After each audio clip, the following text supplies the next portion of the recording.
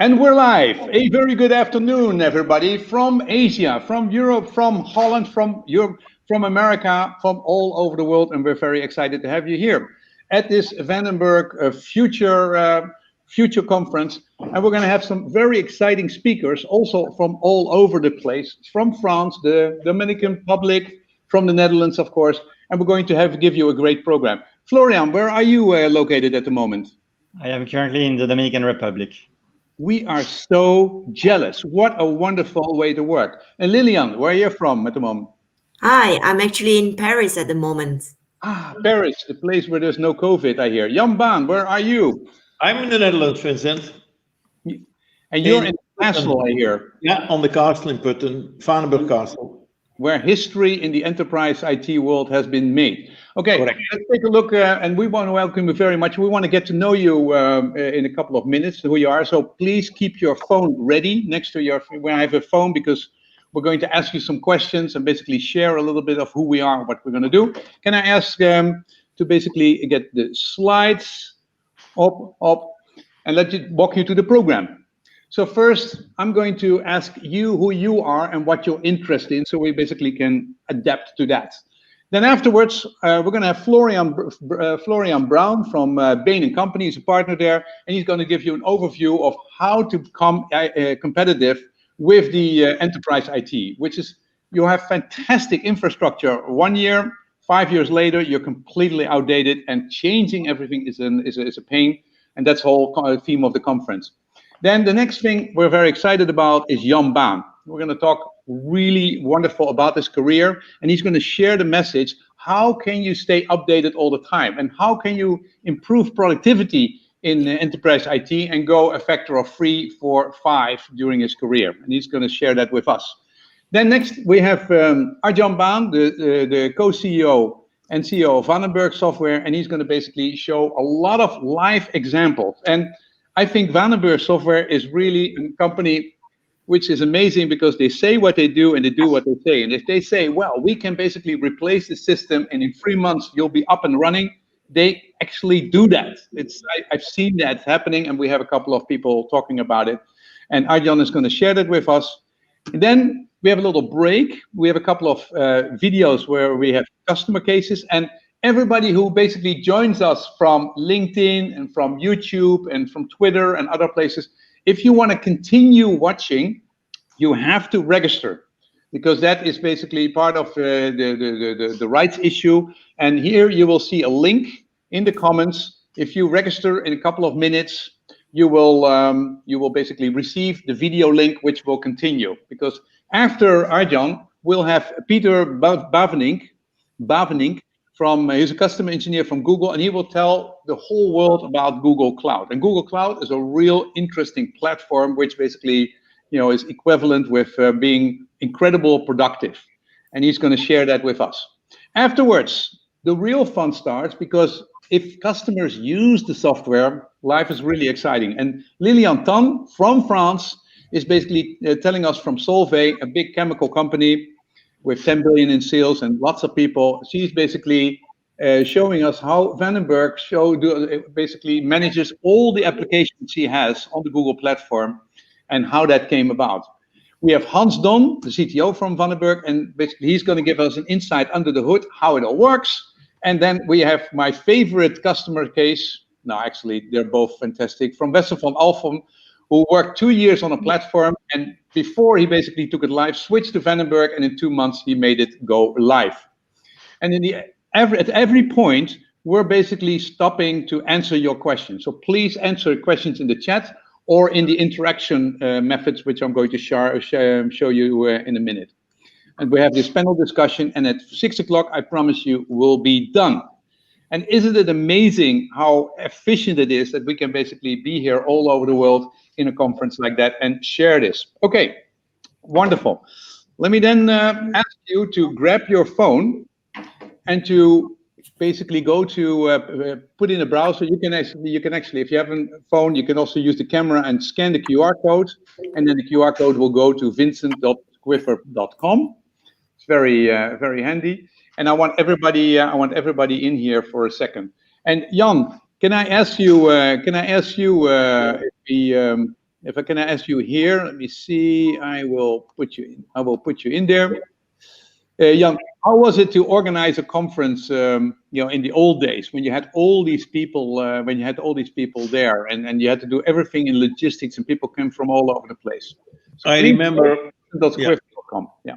I remember the conference in Denver. We have Bill Gates as keynote speaker and 6,000 people over there, but that was a question of months. But the good stuff was the partners were paying for this, big money, big money, big money. Then later on, we did it in Cordis, where we have then more boutique elements, 300-400 people, but they came also around the world, and it is still, maybe you spend $60,000-$80,000 to organize that, but then even paying and all these guys who traveling is even a lot of money, and even takes you 2-3 days, etc. Now we do it in half a day. Amazing. And I should say, the content is maybe even better now, what we can bring and what we can share.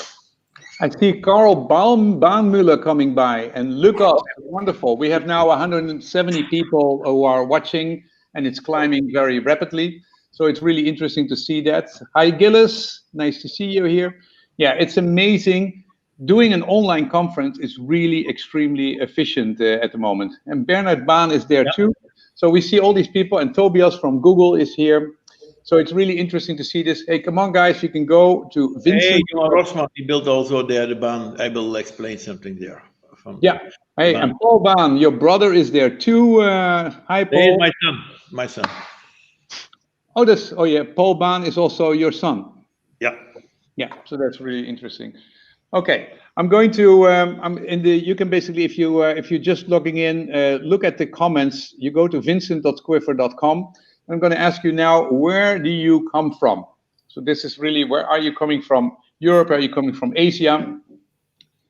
And so we have people from North America, we have people from India, and we have people from the Netherlands. So that's really, so it's. Okay, see, the Netherlands is in the Netherlands stays a wonderful country and wonderful market to be in. Okay, wonderful. Okay, Asia is coming up. North America is waking up, is getting there. Wonderful. Next one. What is your role in the company?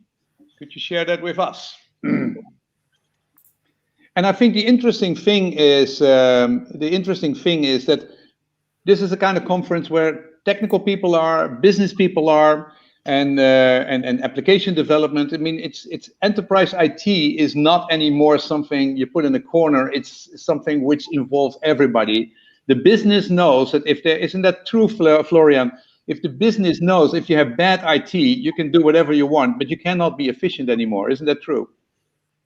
That's right, and that's one of the points that we're going to share in the presentation. You're going to share that? Okay, so that's a good thing. Okay, so that's pretty good. We have a lot of management, and then IT development, sales, marketing, and other. How long have you been in corporate IT? So we have people from all over the place. So not in IT, I had it as a place, but everybody is totally in IT. 20-year plus, so we have a lot of senior expertise. So it's really interesting, Jan, that the people who built all the ERP world are also helping us to get out of the ERP world and to go to new ERP or ERP 2.0, right? I mean, you need to understand what's there before you can go to the next level, isn't that so? Oh yeah, that's true. You need them because the oldies are quite important because they can build the bridge. Yeah, it's true. There's no knowledge of the future if you don't know your history, and in IT that's totally true. So let's hear. How old are the ERP system? 15-year plus, 10 to 15. So we have a nice mix. There's even people who have ERP systems which are 0 to 2 years old. So that's nice. If you want to extend the ERP functionality, what is your general feeling? Is it easy? Is it hard? Is it impossible? Okay, I think everybody agrees. Extending ERP functionality is hard.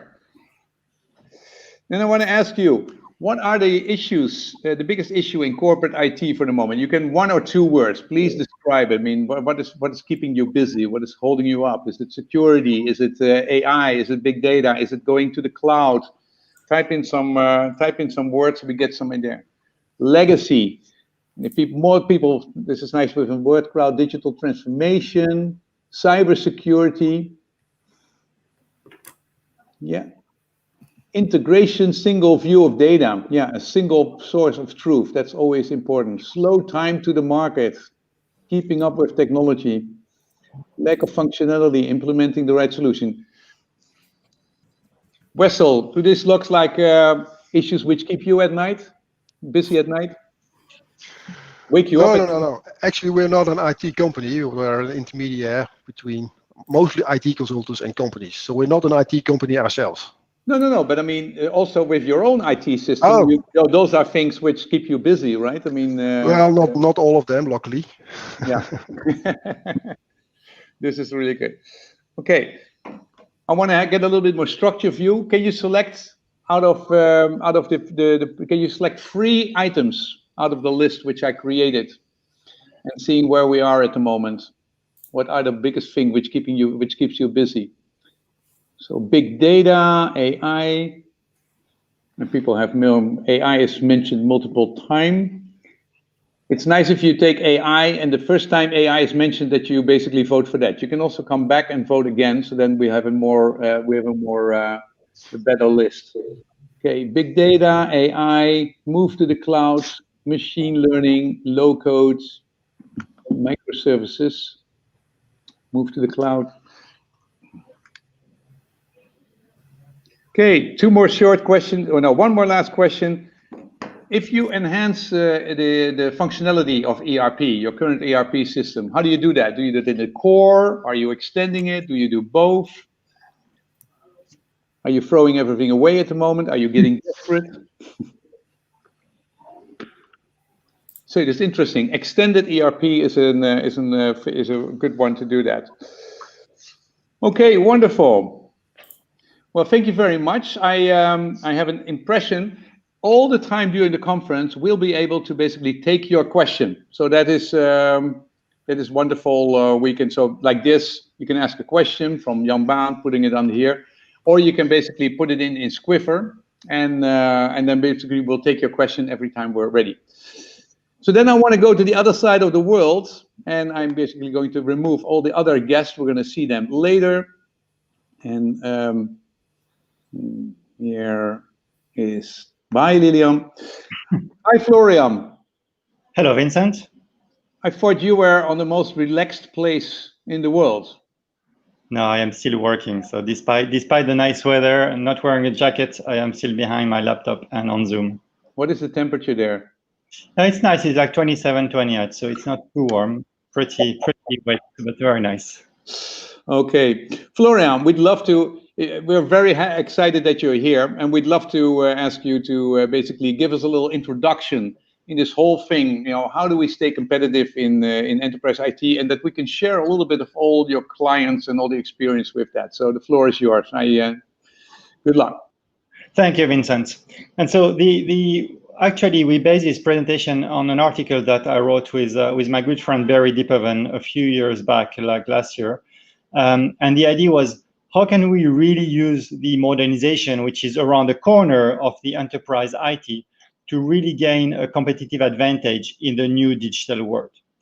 So if I just introduce myself, maybe to start with, I am a BAIN partner. I am French, as you can hear. I've been working at BAIN for the past 12 years now.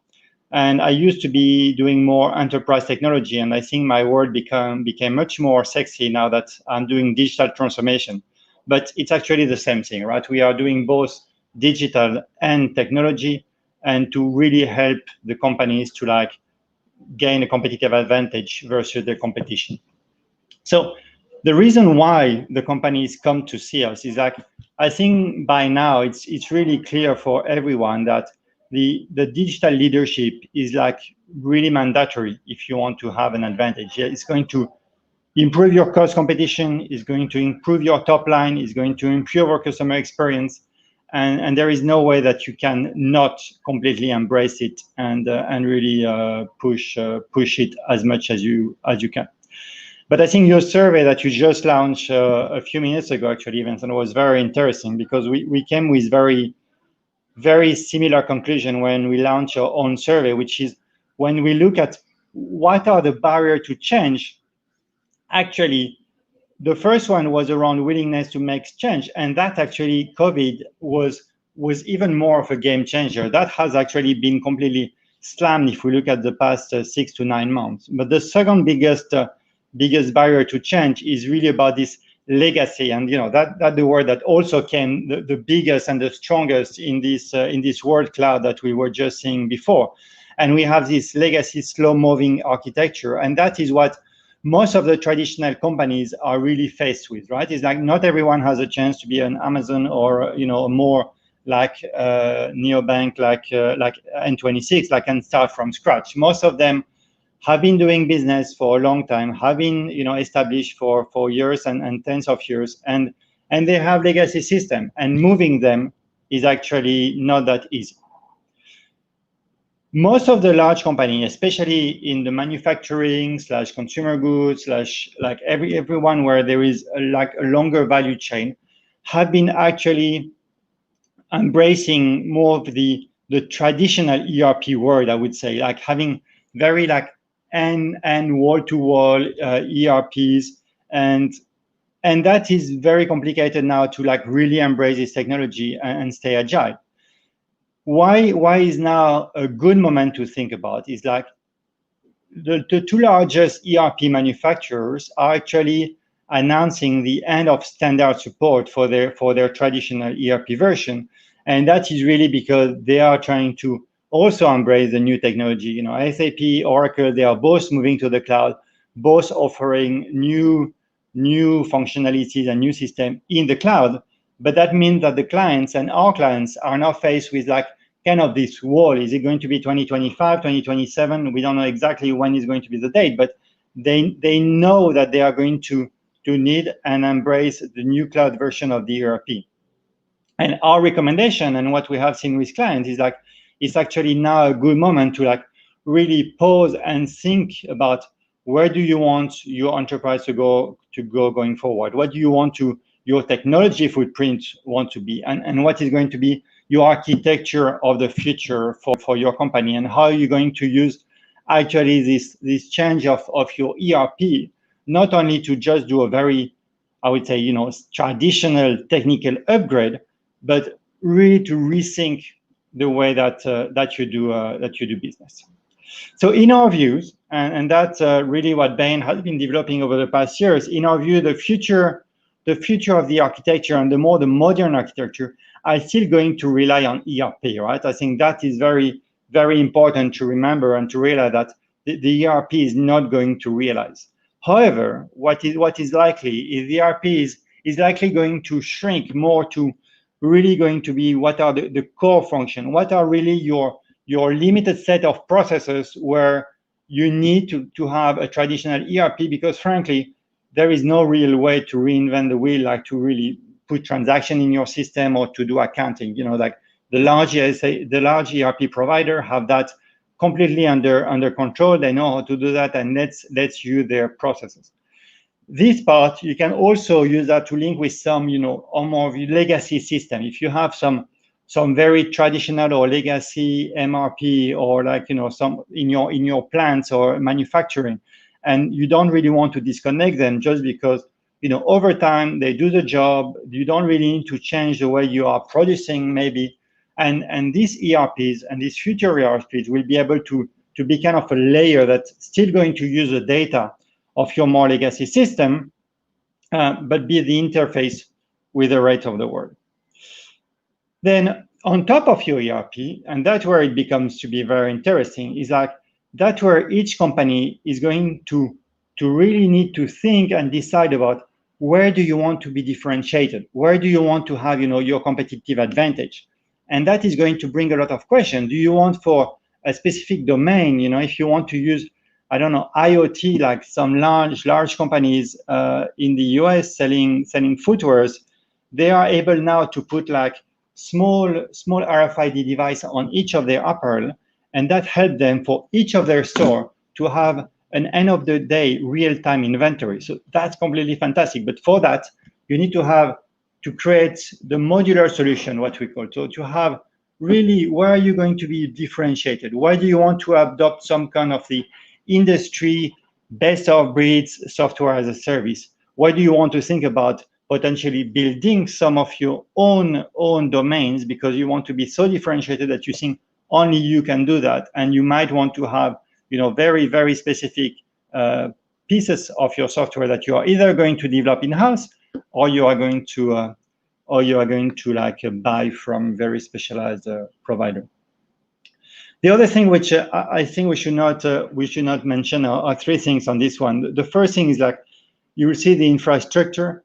It's obviously a good time to completely embrace the cloud. I think the other thing we saw earlier in your survey was moving to the cloud. And yes, obviously we need to also use this new transformation, this jump into this modern architecture in order to really embrace the cloud and make sure we start moving as many of the applications as we can.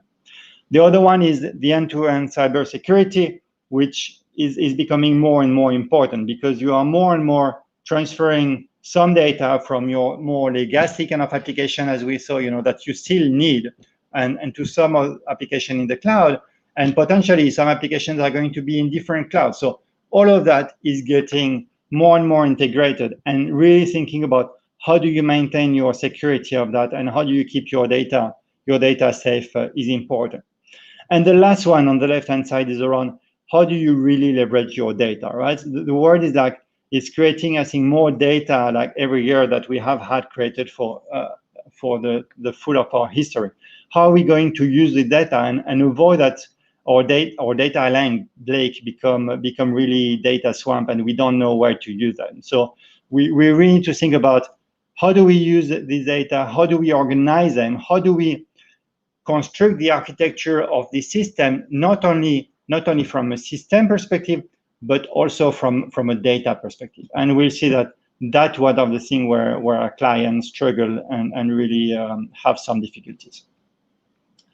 If we think about what are the changes which are required, and I think we touched on a couple of them, but just wanted to recap them, and where we see the most successful ERP transformation with our client. The first one is it's really an opportunity for you to simplify and standardize your processes and reduce your business complexity. We were discussing with a client no later than last week, telling me, we just put in place new system and now we are trying to simplify our system. Gosh, would not have been better if we would have simplified our system first and then really put in place the new system using everything that we see with the cloud with that plain vanilla and standard functionalities, because that will help you to not think about your system anymore. You will get the upgrade naturally, you will get the updates, everything will be easier, and you can really focus on your business. Then you need to think about the operating model, right? A lot of the operating model, and it's a bit of a complicated point, so I won't debate too much today, but really think about who is going to own which responsibility in the company and try to adapt your operating model to the new way of working and the new processes that you have put in place. The third thing is making sure you streamline as much as you can all the decision making. If you want to be nimble, if your system want to be agile, if you want to be faster in the way you do business, then it cannot be your organization that is going to drive you away and be slower because of the way you make decisions. So that's also an important point to address. The first one is how do you prioritize? There will be a lot of demand. Every single person in the business will want their own small, either customization or small piece of functionality that they want to do. You cannot do everything and anything at the same prices. And if you try to do everything, that's the best way to fail. So let's, try to adopt more the agile approach, have your backlog very clear, make sure you prioritize, make sure which item is for development in your next sprint. Develop that, give it to the business. Otherwise, you just have, IT going into this tunnel, developing something, and then when they go out after a couple of years, the business has moved on already and doesn't want anymore. And the fifth one, I mentioned it, but data, right? This is again and again, every time we transform any company, that the one issue we see is with data, with several sources of truth, dirty data, data which is not incorrect, which is not complete, or which is not consistent across systems. So when you embark on this big transformation, there are two really areas that we require, like we think are important for you to be successful. The important is like to have a good setup, so avoid a poor setup, which is having a strong business buy-in. You are not going to transform your ERP, as we said earlier, by just having it IT driven. It has to be business led, right? You have to, the best program manager, even for ERP, even for very technical topics, are still business people who are ready to understand a little bit of IT, but who are respected by their business peers.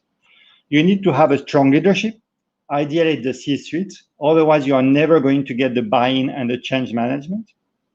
And then you need to have the right technology. So again, don't let all the software vendors like to really push you into a corner. You like that's a unique opportunity to rethink about your technology landscape. And then you need to have the right delivery, which is keep the planning, staying agile as much as you can, having an execution which is like avoiding your customization, just like being focused, as we said earlier, on your small priorities, going one after the other, and having a strong governance, which is going to help you to fall into the red middle, which is the job ERP project, which unfortunately we see too many of them with our clients. And maybe to finish, like what are the questions you need to think about when you want to really embrace and start your enterprise IT modernization journey? The first one we mentioned is like, what do you want to build versus what do you want to buy, right? And I think that's a very fundamental question. In some areas, it really makes sense to go with the industry solution and just buy, just because some software provider have developed it for years and years, and they have something which is perfectly catered to your needs. For some other areas where you want to be more modular, like why not embracing some of some more microservices and have really like modern technology, and so you can keep control of that. The other one is, do you want to be early adopter or fast followers? Some clients, fall into the trap of trying to be early adopter and co-create with very large software provider, but actually it doesn't always work, and some of them are really then struggling to embrace the software. However, if you are a very large client, it might make sense, and it might actually help you to shape the template or to shape a specific solution to your needs. Would you like to upgrade only some of your ERPs, or try to do that to rationalize your ERP footprint? And we truly believe that the one ERP is not the solution to all your problems. In some cases, it will be better. In some cases, there might be a need for you to keep a couple of more ERP separated, either because you have different business model, or you are thinking about divestment, or you are having really business with different ways of working. Then you have the ever question around brownfield versus greenfield. There is always a temptation to say, let's go with greenfield, it's going to be nicer.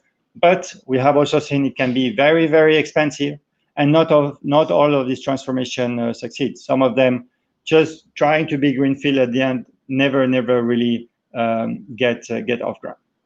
And the last one, which I think is becoming less and less relevant, is around on-premise versus cloud. I think now most of the cloud providers are really offering like strong security, strong functionalities, and most of our clients are actually choosing more the cloud solution. What is true, however, is some of your application, especially some of your very traditional legacy application, are going to remain on-premise, and it can be sometimes very expensive to, if you just lift and shift them to the cloud, then you are not going to reap the benefit of the cloud. So it can be very expensive to really rewrite them to make them cloud compatible. In which case, it might make sense to keep some of this application on-premise. So I think that was a little bit of a short summary about what we believe is your journey to move to the future of the enterprise modernization. Vincent, was it too fast, or was it good enough? No, I think we did it well. I mean, it was no problem, and it sounds so simple. You just need to simplify your business. You need to have brilliant business managers. You need to basically move from on-premise to the cloud. I mean, it seems like a very simple process. I mean, it seems actually completely impossible. How do you find the people? How do you deal with the complexity? How can you change the business first, simplify it? I mean, it sounds like you have to play chess on 64 different fields. I mean, can this be done by normal human beings? Well, no, it can be done, and luckily we have some great people doing that in all of the companies, and I'm sure some of people who are 20 plus years in IT have seen that. But what is true is that you cannot rely on only one person or one CIO. I think the combination of having the right partnership between some strong IT people, some strong business people, and having the right team is obviously, as you said, the most important. Is you cannot really push that with only one person who believes in the future of the technology.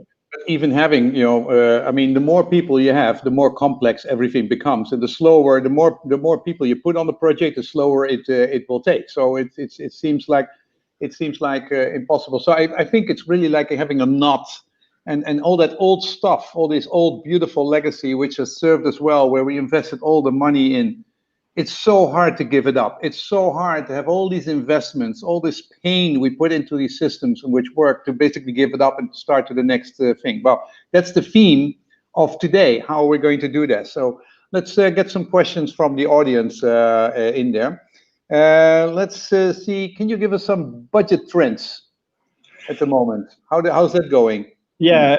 So that is a very good question. The budgets have actually been increasing massively, and a few years back you were seeing budgets in like the tens of millions of dollars for the transformations. Now it's not rare that we see hundreds of millions of dollars, and I have even seen a couple of end-to-end transformation where budget are north of $1 billion. So it's increasing. Just because, as you are saying, you need to unplug so many years of legacy, and you need to have so many domains covered that it costs a lot of money. Okay, so it's a lot of money, but normally, if you talk about IT budgets, right? I mean, it's like between 4% of sales to 10%, and maybe if you're Google, maybe it's 20% or something like that. But a big transformation project, I mean, can you put it as a percentage of the total IT project per year? So when you start this type of transformation, it's very hard to give you really a percentage. I don't want to be the typical consultant saying it depends, but it actually depends a little bit in this case. But what you can see is when you embark on your ERP transformation, ERP replatforming, you name it as you want, you're actually speaking about your overall budget of your transformation is going to be in excess of your overall IT budget for a couple of years. Just the part dedicated to the transformation is going to take all your IT budget. And remember that in parallel, you need to keep your lights on, right? You cannot tell the business, we are going to go on this transformation for a couple of years, and for that time, you will need to go back to my old good book behind me and papers and pens. So you need to keep your lights on during that time. Yeah, well, I really enjoy, I mean, the vision and the promise of Vanenburg, who says, keep your old stuff nicely running, don't extend it don't develop it anymore, but extend it on the side and keep it in place. And then you don't need to spend so much money keeping it up and running because you don't need to update it, but you can just enhance functionality on the side instead of one huge transformation. I remember going from SAP 2 to SAP 3, and then basically going to the cloud. And then every couple of years, we have a huge transformation. And I like it that we go to more smaller steps instead of these big, huge updates to do it differently. Is there hope at the end of the tunnel with this approach? Yeah, but I think that's what we see a lot, right? About strangling your legacy system and making sure you park them. And the one thing that you always need to bear in mind, I think I'm repeating myself and getting old, but make sure that your data and your source of data is in one place when you do that, because otherwise the communication between your legacy, which you have nicely isolated, and your more modern front end or specific modular software is going to create a duplication of data, and that's where the nightmares start for the front line and the users of the system. Okay, we'll talk about more of that. Data. Make sure that you're in charge of your data. You can move it everywhere. Okay, another question. If you talk about cloud native ERP, are all the ERP systems which move to the cloud, are they, can you compare them with the cloud native ERPs? Yeah, so there are a couple of, so we at BAIN especially work with more larger and mature companies. So we tend to go with the largest ERP providers. Some of the ERP cloud native are starting to really perform, and we see them a little bit everywhere on the market. I think what's interesting is like the two largest ERP providers have really been rewriting, and I think it's fair to say that both Oracle Fusion and S/4HANA are actually also really more cloud native, and are not just a rewrite of the old code. And it's a lot of investment for these two providers, but they have actually been investing a lot of that. And some modules are still more traditional, I would say, but some of them have been rewritten and can now be considered as cloud native. Okay, now question here, the ROI. Is it a question of ROI, or is it a question of surviving? So, depends on the price of your life, I guess. But I think what we tend to say is we don't really like when IT says you have to invest hundreds of millions, otherwise we are going to die, because that's never true.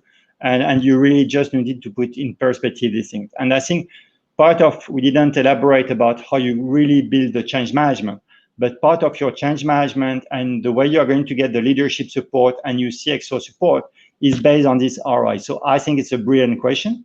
It's a lot of money and a lot of investment, but actually, if you do it properly and you really rethink the way you do business, it creates a lot of value, both in terms of top line, like leveraging the power of data for selling more, or selling in some areas where you could never have sold before because you were not reaching them, and also in terms of cost, because you can really simplify and automate your backend. It's something I could speak about for hours, but it's not the topic today, but it's a very, very important topic.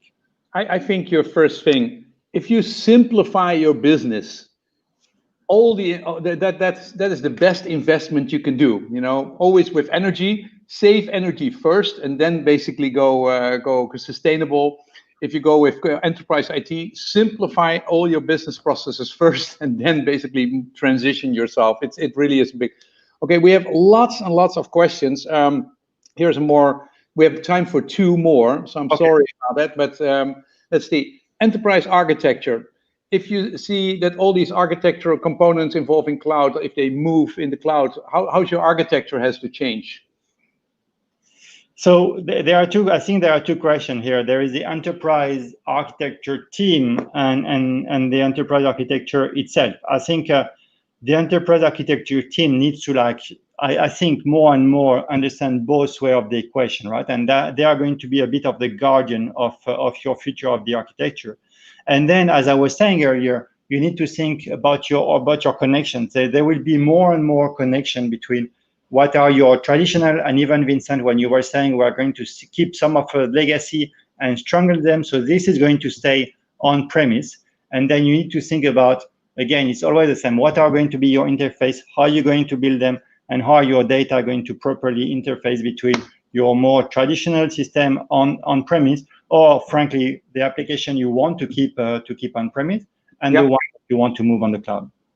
Florian, we have a lot more questions here. I want to ask one more, but we could talk for hours with you. But here's Tony, and he's saying, this is a question I have no idea about. How's the ERP solution adapting to DevSecOps paradigm?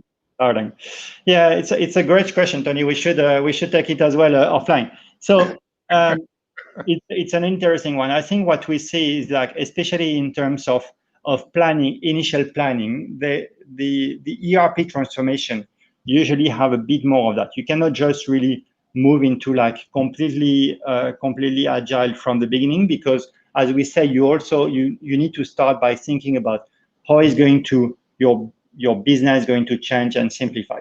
But then when you are more in the implementation phase, then you can really try to move more towards DevOps or DevSecOps and having more cross-functional team. And actually, that's very much similar to what I was saying earlier. You need to find the right combination of business and IT if you want to have this system successful, especially if you move to like software as a service. Actually, a lot of the world is going to be less into the IT part of the world and more into the business, trying to really understand how can they take this like out of the box systems and adapt them to their needs. Okay, you need to take it offline with him, Tony. I have two more little questions, yes or no, yes or no, yes or no. What is the best approach, waterfall or agile? What is the best success rate? So that's what we just say. I think you need to like, obviously agile DevOps was better and is more likely to create the value and to adapt to the needs. But at the beginning, you need to really think about how you are going to rethink your business. And that can feel a little bit waterfall because you are not actually delivering any functionalities in the very early part of your ERP transformation. Okay, great answer. So I like it. That's a subtle answer. That's a 2x2 matrix. And as a business school man, I love that. Last question: if company moves to the cloud, risk management. What is your assessment on that? Is that nowadays? Is it just part of the solution and it's okay? Normally it's okay implemented, or is it still a very important thing?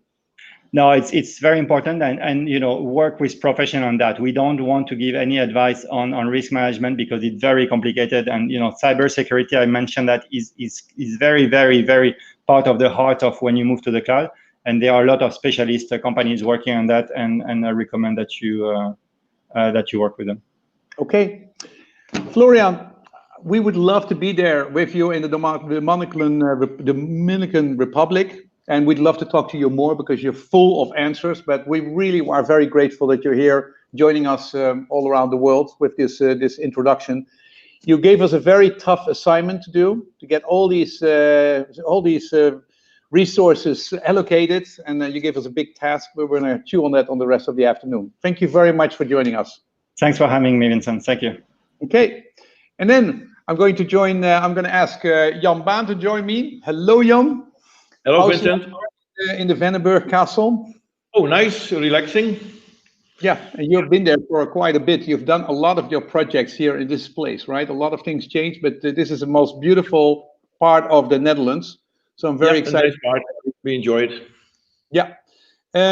What I wanted to ask you is basically, before we do our interview, do you have your slides? Where are your slides? I don't see your slides. Can you share your slides with us? Yeah, 1 second. If I put them in, you see them now? No, I don't see your slides at the moment.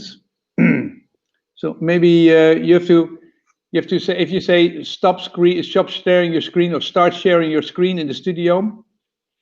1 second. I see them there. Yeah, we just basically, because I know Jan for a very long time. For me, he was always the pioneer enterprise IT, whenever everything was hard. He built BAIN software, which was a lot of things it did a lot of things in the first times, like Unix. He had a Unix-based ERP. He ended up with 6,000 people and 10 billion in market cap. And Boeing still builds all the plane with his software as his backbone. I know them. They talk to me about it. They also use my product. Afterwards, he invested as one of the first in WebEx, which was a great investment. And of course, it's one of the first great softwares which allowed us to share these kinds of experience. Sold it to Cisco. He started Top Tier, invested in Top Tier, sold it to SAP, and then started Cordis with the aim to make these big ERP systems more flexible and to extend them on the corner. And now and he integrated them. He's now the chairman of Vanenburg Software, and I'm going to talk to him about the lessons learned in 40 years of enterprise IT and the how-to, and to take the next step in keeping the enterprise agile and flexible. And I first want to ask you, Jan, to basically do a couple of minutes to do an introduction in that department, because you have so much to share. Yeah, please. You're missing the shares, eh? Can you see them now? Yeah, okay. I see them. Basically, okay, great. Start your slideshow, Jan. Start your slideshow. Yep. Yeah. Okay. Yeah, I'm going to move the mouse and then go to play. Yeah. We have all kinds of screens, which basically, yes, it's all working fine. If you could do it in 5 minutes, give us basically the different steps we have to take. Here, maybe as a bird's eye view, I see these 4 areas, maybe where I start in BAIN with system of records. It means everything on premise, and extremely complicated implementation was years. And we did later on, EP became to business process re-engineering, but it failed. It was too complicated. We have seen that with even the BAIN company, all these guys, McKinsey, they had the idea that ERP is the foundation of changing business and for operation excellence, but it was too complicated. And then again, I started from scratch, again, bird mind ships, and focusing on the end-to-end processes, adopt ERP, and then we did it in months, and even the internet was key. That was beginning this century, and we moved from BPM and platform as a service. Now, again, burned my ships, because again, it was complicated, this SOA stuff therein, and what we did now, moving to microservices. That means you go from the back end, adopt everything with you, and then we move to the workflow. And then we did our implementation on top of ERP in weeks, system of innovation, from system of records, differentiation to innovation. And again, we go now more and more to micro apps. And that is what we see, the beautiful elements in this Google Cloud with Kubernetes, I should say the containerization, the machine learning, building an ecosystem, Enterprise 4, and the hybrid cloud. Now, and even it was already mentioned by Florian, only mentioned data, I agree with this, but then you have to take your data with you. But data in the old world is only isolated data, transactional data. And you have to bring your data from the back end to end-to-end data. It means the end-to-end processes, data becomes information. But now we move to the front end and data becomes knowledge. That means we have our workflow adopting all the back-end systems, but crucial part is, it is complicated, yes, but it is doable.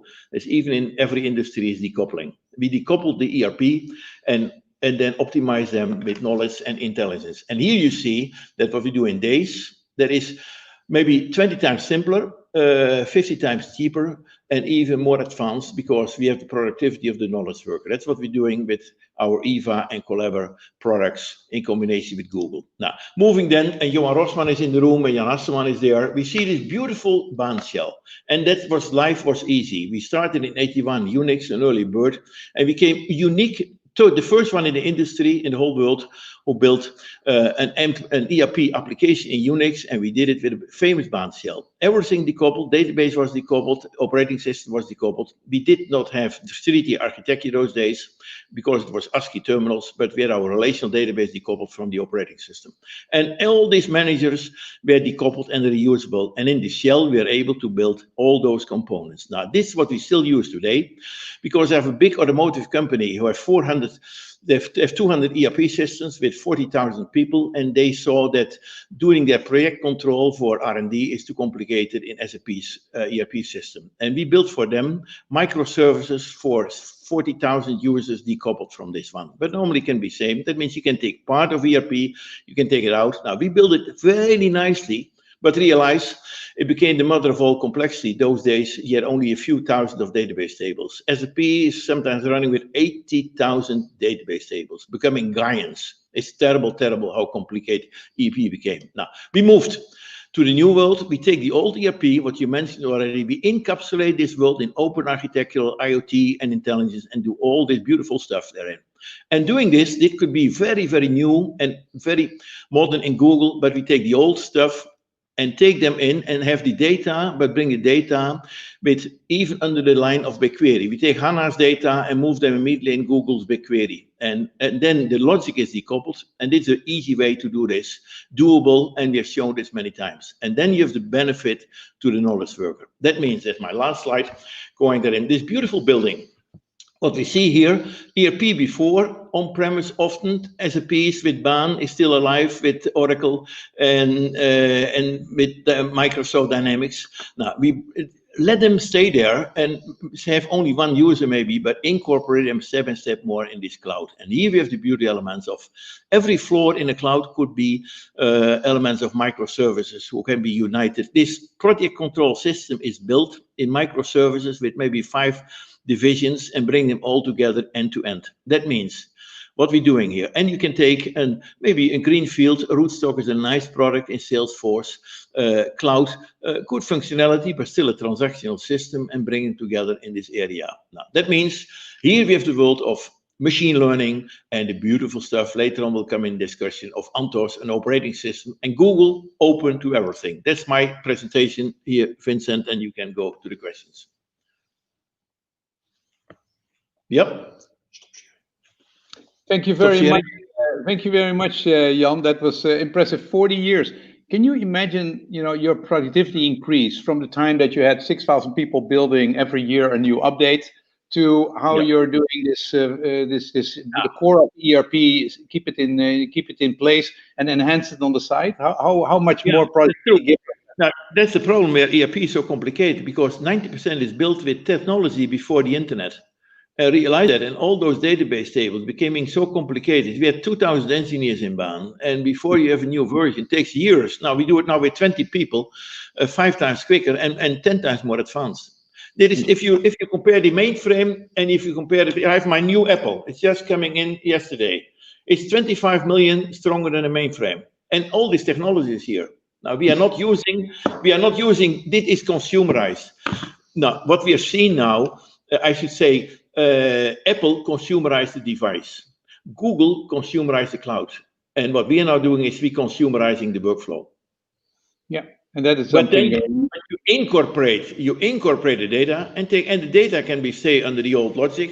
You incorporate them, and step by step you improve it. Ongoing improvement. Yeah. So Jan, if I ask you, if having a standard ERP system and still as the core, if you keep it as is it a sound IT strategy currently? Yeah, it is fair, no risk, but I'm not believing in standards. Always I believe in value-added standards, and it means you use a standard. I'm using open source, but I added some things on top of it, and that should be done. But it is generic and specific. 90%, sometimes 80% in automotive can be generic components, totally standard. But the specific ones are but standard is not operation excellence, and then you're following.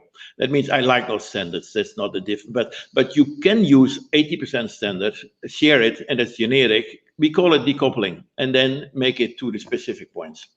Yeah, I have here some questions. Support for no-code and low-code development. Is that working in your plan? Yeah, that's what we just do. But low-code and no-code is dangerous, because if you have some things what you do with low-code, you have another profile, and 20% of the time you produce 80%. Later on, we'll explain that. But you should not be low-code. Is very crucial that you're not locked in. And there's so much power. Later on, we'll show it in Google. And what we do with low-code, we generate 80% of the source code in Java, plain Java, and then you can continue. You should not be dependent on the runtime. And no vendor lock-in, but maybe later in my presentation. Yeah. Okay, another question. Jan, what is the next step in the evolution? If you talk about the next step, the new ERP, you saw that Florian talks about the digital transformation, and he basically says it costs more than the normal IT budget. It costs more, a couple of years it costs more, but it will pay you back. But what is that next step? Now, first of all, I call it IRS already years ago, is Intelligent Resource Planning. And ERP is an important part. We have to do it with, but it should be intelligent. We have customer decoupling point, but it's not dynamic. ERP is not dynamic. It's a statical system. And we talk digital as nonsense because it's PDF. It's dead like it can be dead. We should go to big data, and we should even go there to the world of dynamic, event-driven dynamic. And that is really the element. But what we do then, we should decouple that. 80% can stay in a statical world in traditional ERP, and then the 20% stay on the workflow. The workflow incorporating the end-to-end processes, we go to an end-to-end task. And we go to one version of the truth. Data, but data becomes information, information becomes knowledge. And then the knowledge worker is becoming double in productivity. And that is the big step where we're going through. Yeah, double the productivity. Okay, so that is a wonderful, I mean, it makes you more flexible, it makes you quicker, and it's double the productivity. What double the EBITDA. I mean, you basically have this world, you have this old static ERP system. Will we keep that around forever? And are the current versions of the ERP system, which are on premise a lot of times still? I mean, should we put in all the effort to move them to the cloud, or should we just let them stay there and then basically have a flexible have a flexible scale around them to enhance the productivity, to enhance the functionality. Listen, you have a nice car, but if you take horses before your Tesla car, that's what we do, avoid the cloud. And we say, okay, we have a nice car, everything is, we have wheels, and we bring the horses before this. Now, that means that's nonsense. On-premise is so terrible. If you compare this, the power and everything, and if you look to all what Google is offering, boy, why should you go the on-premise? That's nonsense. You can use some components on-premise, but that is old-fashioned. There is no technology on this one. And there should be a real, therefore, what we see by the Dutch governments, they even spent north 1 billion also from our tax money, and they destroyed all this stuff with this Spear project in an on-premise, and then we had this HANA. Now, SAP is also becoming wiser. They made an agreement also with HANA and bring them under BigQuery from Google. Now, you cannot compare your Tesla and then compare that with horses, etc. before the war. Okay, so we need to move to the cloud, and then not development, not move ERP to the cloud. That is something we need to do, and then secondly, enhance it. But you do step by step, and you can. It's your choice. That means you can do everything on premise. Doesn't matter. We do also a lot of stuff on premise. It depends what you have for the time being. This your choice. It should be multi-cloud, but also you should have some elements are maybe staying forever on premise because you like some things on your own. You don't trust maybe the outside for this. Yeah. Normally, people spend 60% of the IT budget to keep those legacy systems up and running, and to keep them up and running. What do you think is a future way to allocate your budget? Gartner mentioned already should go to transactional system from 70%, go more for end-to-end process related stuff for 20%, but over time it's maybe, and then 10% was system of innovation, should be the opposite. 90% should be in innovative systems on the workflow on the front. And the cloud and the ERP is more a bookkeeping system for the future, doing this, the rules, etc., and all this compliance stuff. That means the less you do, the simpler. Everything you can do on the front end is 100 times more simpler, more effective. But you have these elements, but it's decoupling. If you decouple that smart. Now, I'm 42 years in this business, and I learned a lot from both sides. Without my knowledge in BAIN, I never could do this. And that is still very useful that we have this BAIN knowledge. But we burned our ships. Maybe financial-wise, it was better to stay in BAIN. That was better for the money. But I'm maybe more an entrepreneur than an investor. But we started again there. Okay, so I have here a question. Given the evolution you've made in ICT, do you believe that the traditional ERP packages will be phased out? And so, how long will it take? The name even is becoming more moderate. Even last year, everyone is focusing on ERP. Even ERP is managing all the complicated stuff around logistics and planning and decoupling and all those elements. But the beauty is you can build, I showed it already, you can build a totally complete ERP system much easier in microservices with REST APIs and with this containerization. But most people in ERP have no clue that you have these containerizations and all this stuff. I can do with 2 people, much more than with 500 people in the old world on these databases. And ERP should stay on big data, because then you see all these elements. We do it even on query. Now, if you like to do that, then you stay forever there. Now, it's a mix. Combine it, and the best ERP is then you have one user. Then easy, you have not to pay the licenses. Even maybe we have perpetual licenses, even the best. That means use the logic, decouple the logic, keep the data clean, sunset it every week, reduce it, and improve and do that more on an operation excellence layer on microservices. Okay. So I'm very curious. We all know to be dependent on, somebody like BAIN Software or Oracle or SAP, and the next choices we make to go to this more flexible way to spend on to create enterprise IT. How do we avoid the vendor lock-in, which we cannot get out? Yeah, the vendor lock-in is the most crucial part. And even in BAIN, there was a less lock-in because at the other end, we were open in many elements. And at least for ourselves, every time we rebuilt the BAIN product from BMCS BAIN to Triton to BAIN 4, and we built new versions and we did it. But the problem was this bespoke. First of all, never bespoke ERP, because you should go with a sharp mesh and cut a piece of the fingers for those programmers who even do the customization ERP. That's the most terrible stuff.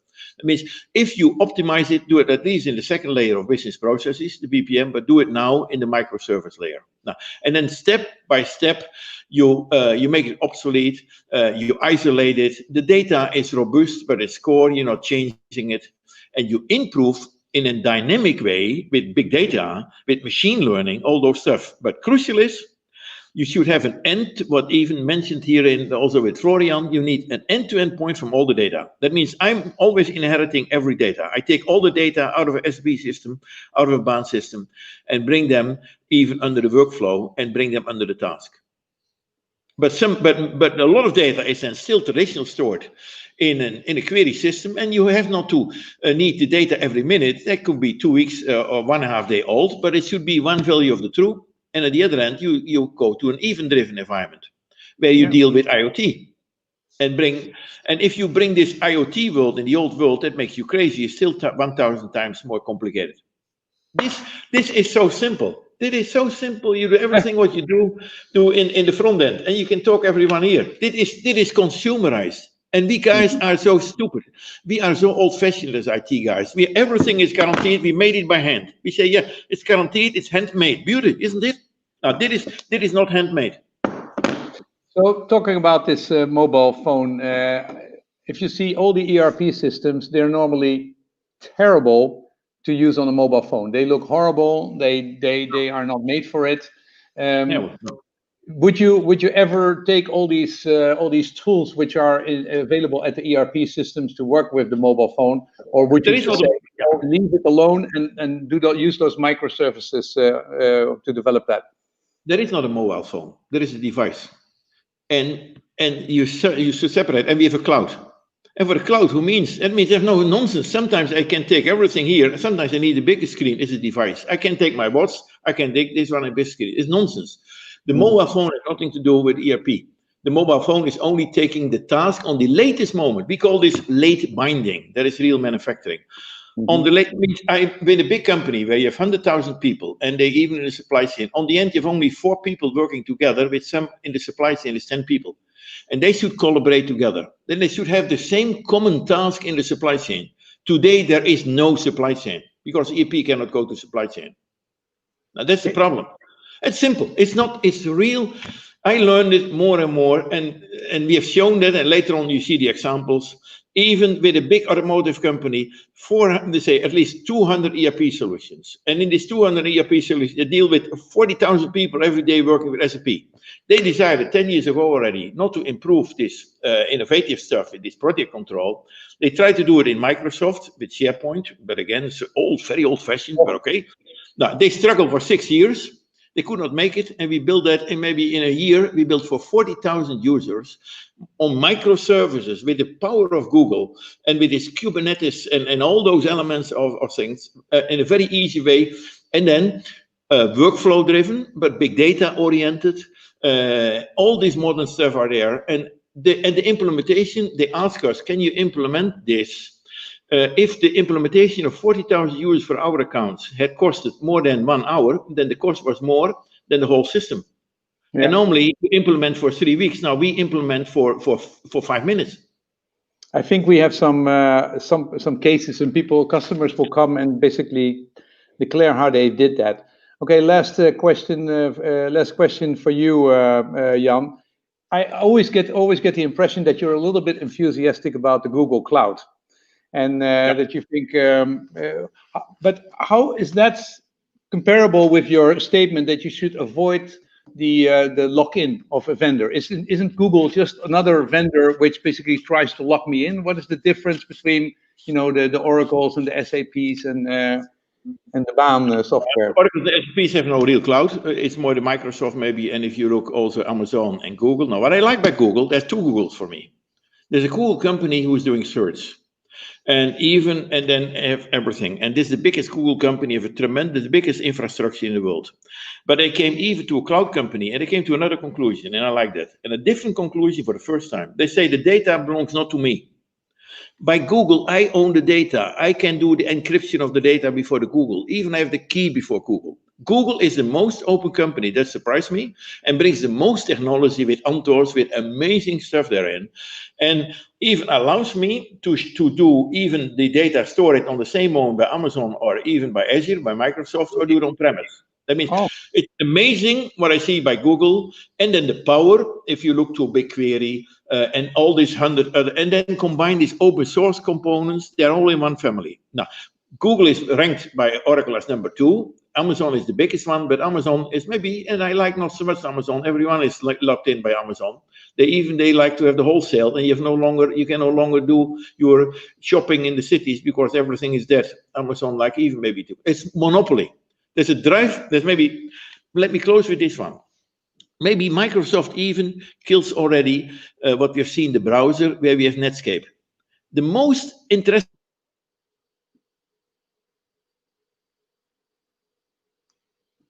And that was the last statement of Jan in my Baan. life was, okay. Now, and then if you see then, in this Netscape browser, it was 90% of market share. Over years, it was 1%. Now, the same we see now in all those big companies, OneDrive, monopoly, monopoly, monopoly. We talking over the ecosystem of SAP is only 300 billion a year. Who is the industry paying? And it's only 10% is going, but it's for 90% margin, it's going to SAP, the Oracle the same. And the rest is going to the plumbers, to the system integrators. Now, that means it's 300 billion, it could be done maybe in the new world for 30 billion. That means that at least 250 billion is idle, could be with 8 times your EBITDA, could be 3 trillion, 3,000 billion cash on Wall Street.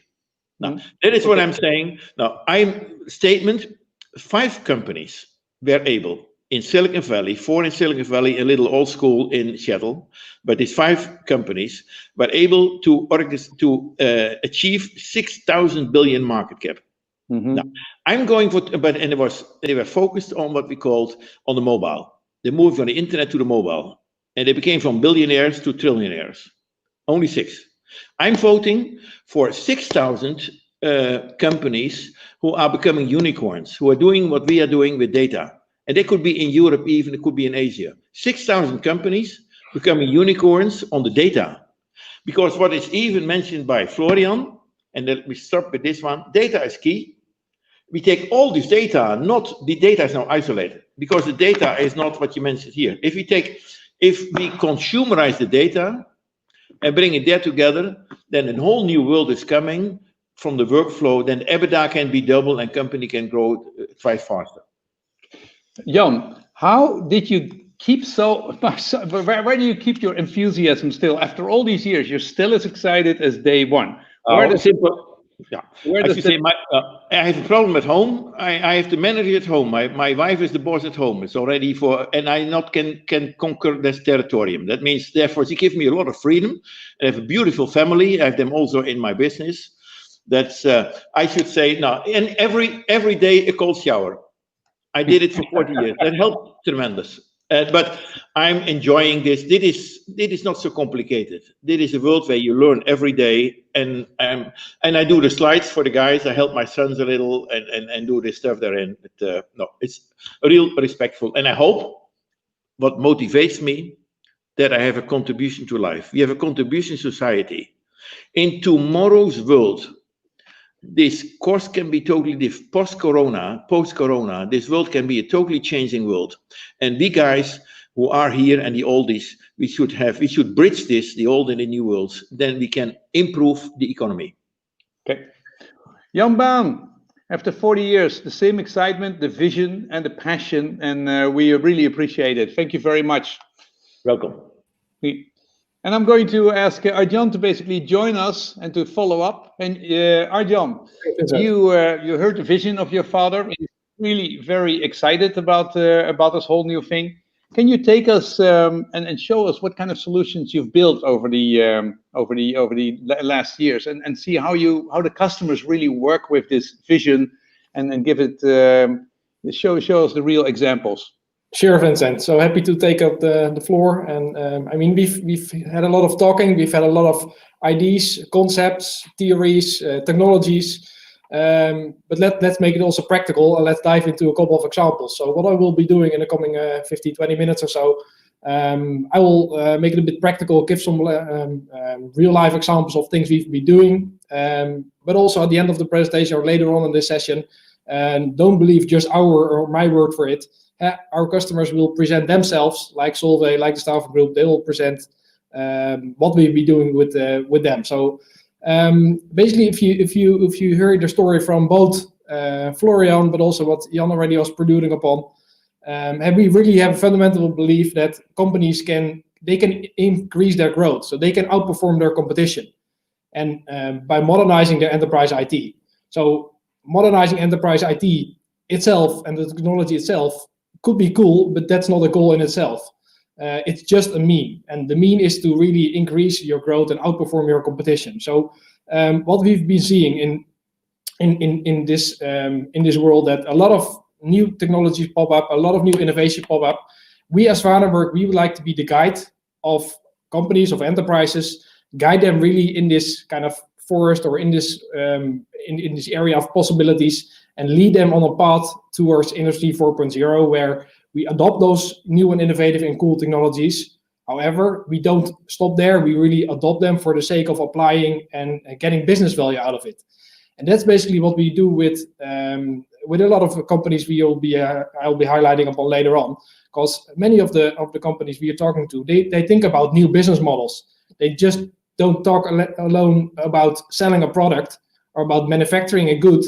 They talk about taking care of the entire life cycle of that machine, or they talk about being responsible for predictive maintenance, even about new revenue models they are thinking about. Instead of just selling a service, they think of collecting the data from that service, and a whole new business model arrives, what they can do with that data.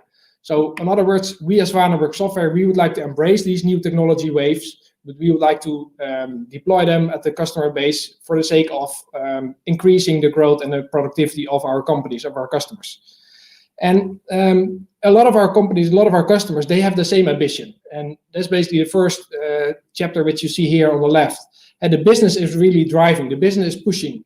The business would like to go for this predictive maintenance. They would like to become a digital native, or they would like to embrace all these kind of nice heroic terms which are coined by the industry analysts like Gartner, Forrester, etc. They would like to take all this into their enterprise. So they are kind of pushing their organization, they are pushing their IT for moving forward. However, as you can see on the second block here in the middle, a lot of these organizations are hampered and are hindered because they still work with paper, and they still work with yellow notes, and they still work with a lot of spreadsheets. So the operational issues are really about digitizing that and moving to a cloud, or upgrading their ERP, replacing and getting rid of legacy, or solving integration issues, solving scalability issues. So the day-to-day practice of a lot of these modern enterprises, while yes, they do have the vision, which is pictured here on the left, and they would like to go to this Industry 4.0. However, the organizational problems are on the day-to-day business a lot, and I think that's also what we have seen in the poll at the beginning of this webinar. There are a lot around the topics mentioned here in the middle. And then the third kind of new waves of technologies which are arriving at this shore is new possibilities are entering and are stooding up around API management, around big data, and all these fancy new technologies. But the key problem in many of our customers, they are stuck in several of these boxes. But how to combine these together in terms of marrying them, and at the same time taking small baby steps, like Florian was already mentioning, not just as a huge wave, but also taking small baby steps in moving towards this new adoption of technologies and modernizing. And I think one of the biggest examples we now see, there's a lot of turbulence out there in the market, and that's always been there, especially this year with COVID. Turbulence, well, probably has not been much bigger than it's right now. The biggest problem is not the turbulence itself, because even after COVID, there will be another wave of another different change, and turbulence will remain there. The key question is, how can you adopt this turbulence, and how can you act not with yesterday's logic, but the logic of today and tomorrow, in combining these into new assets and into new strategies. That's basically our goal as Vanenburg Software. So we have a strategy where we, on the one hand, respect what's already there, starting off with a green field, starting off with a blank sheet of paper. I'm hardly seeing any companies who are able to do so. So the reality is the companies are already there. So we need to respect what is there. That's one. Then, if we need to decouple it from the old world to the new world, we can then innovate on top of that. And that's, I think, what we've been highlighting in this one. The path for modernization is summarized in 5 keywords in our view. On the one hand, ERP, it always will be there, and it's serving a very important, crucial function within the organization. So it is there. The key question is, keep it for what it's meant for, and that is keep it for your core monolithic and transactional system, but restrain it only for that purpose, and don't customize and build on top of that. So restrain what is there, and often that is a core monolithic or legacy ERP system. So restrain and limit it as much as possible. Then in the next step is open it up. So basically integrate and make it ready for reuse in a new world with new innovations. In the third step, you can extend it with a lot of microservices and combine, filling in the missing gaps of this core. And then at a fourth step, embrace this innovation by applying all these modern technologies like big data, artificial intelligence, machine learning, a lot of sensors with Internet of Things. They are kind of sending in data. So embrace this innovation. And then if and when you are ready, you could think of maybe replace a core or an old-fashioned one with a new one, or keeping it as vanilla as possible. So in other words, these 5 steps are meant to, on the one hand, respect what's there, decouple it, and then innovate on top of that in the next wave. And I think that's also what we've been doing with a lot of our companies. So our services are really centered around ERP extensions and integrations. So building on top of that and harmonizing those different silos within the organization. So extending and integrating to make sure that you're covering a single view of data and you have a single view of your process. In the next step and the next offering is what we are offering and building are around custom ERP solutions. So companies who cannot be served by just a standard ERP because simply their business is different. And I will give a couple of examples later on. So we build and tailor it, not build it from scratch. Yes, we are like in manufacturing. We are making use of these generic components and combine it in a unique composition. And that unique composition is what we call a custom ERP. And the third wave is, or the third step is with enterprise apps. We build new innovations on top of existing ERP solutions. So we are very much, as Vanenburg Software, focused on a couple of industries. On the one hand, everything around manufacturing, distribution, logistics. Nowadays, healthcare is popping up a lot, and they're innovating a lot. Because simply hospitals, they don't only take care about the healthcare processes within the 4 walls of that building at their hospital. So they need to take care of the entire healthcare processes within their city or within their province. And the doctors, they not just enter the hospital and do their work. No, they go outside and they take care of the entire process. Not just within their door, but also in the entire city and province. So that is causing a lot of challenges and a lot of logistical solutions which are needed, and that's basically what we are aiming at. So we are good at technology, and our core services are centered around development, support and maintenance, but also cloud operations of our solutions. So we build it, we design it, we support it, and we also make sure it's running stable and scalable. Wherever and all over the globe, 24/7. That's basically what we are offering. We are very proud that we have a really dedicated and committed team, and we have more than 100 engineers or 100 employees at our company. However, we have also productized their knowledge and their best practices into products. So the products are allowing us to speed up the delivery. They allow us to do the full development at low cost, which you will hear later on from Hans as well as from the staffing group Wessel. how we are using those products. And our solutions are already off-the-shelf solutions which can be deployed and reused from earlier examples. And we are very happy, last but not least, that we don't invent the wheel ourselves, and we don't think of building our technology stack from scratch. No, we partner with industry best practices and leading firms like Salesforce and like Google, where we embrace and use their technology platforms. So back to the earlier guide notion, which I highlighted already. We want to be the guide for Industry 4.0. So on the one hand, we take the technology platforms and we apply that in the context of the enterprise. Well, if we start taking a look at our customer and services wall of fame, this is here how we are summarizing it. ERP extensions and integrations to make sure that there's a digital foundation, a digital layer, to ensure that you have operational efficiency throughout the organization, built on top of the fundament that's already there. It could be legacy, it could be other component that's already there. So build on top of that to harmonize and make sure that's an operational efficient foundation. And companies like, for instance, Sanquin, the blood bank which is there in the Netherlands, yes, they are relying upon a digital foundation. Nowadays, they still work with some paper process. They lack sometimes integration. So that's where we are with our skills, with our best practices coming in. And instead of the paper process, we kind of digitize it and ensure that it's a real digital process from start to end. The second step, customer ERP.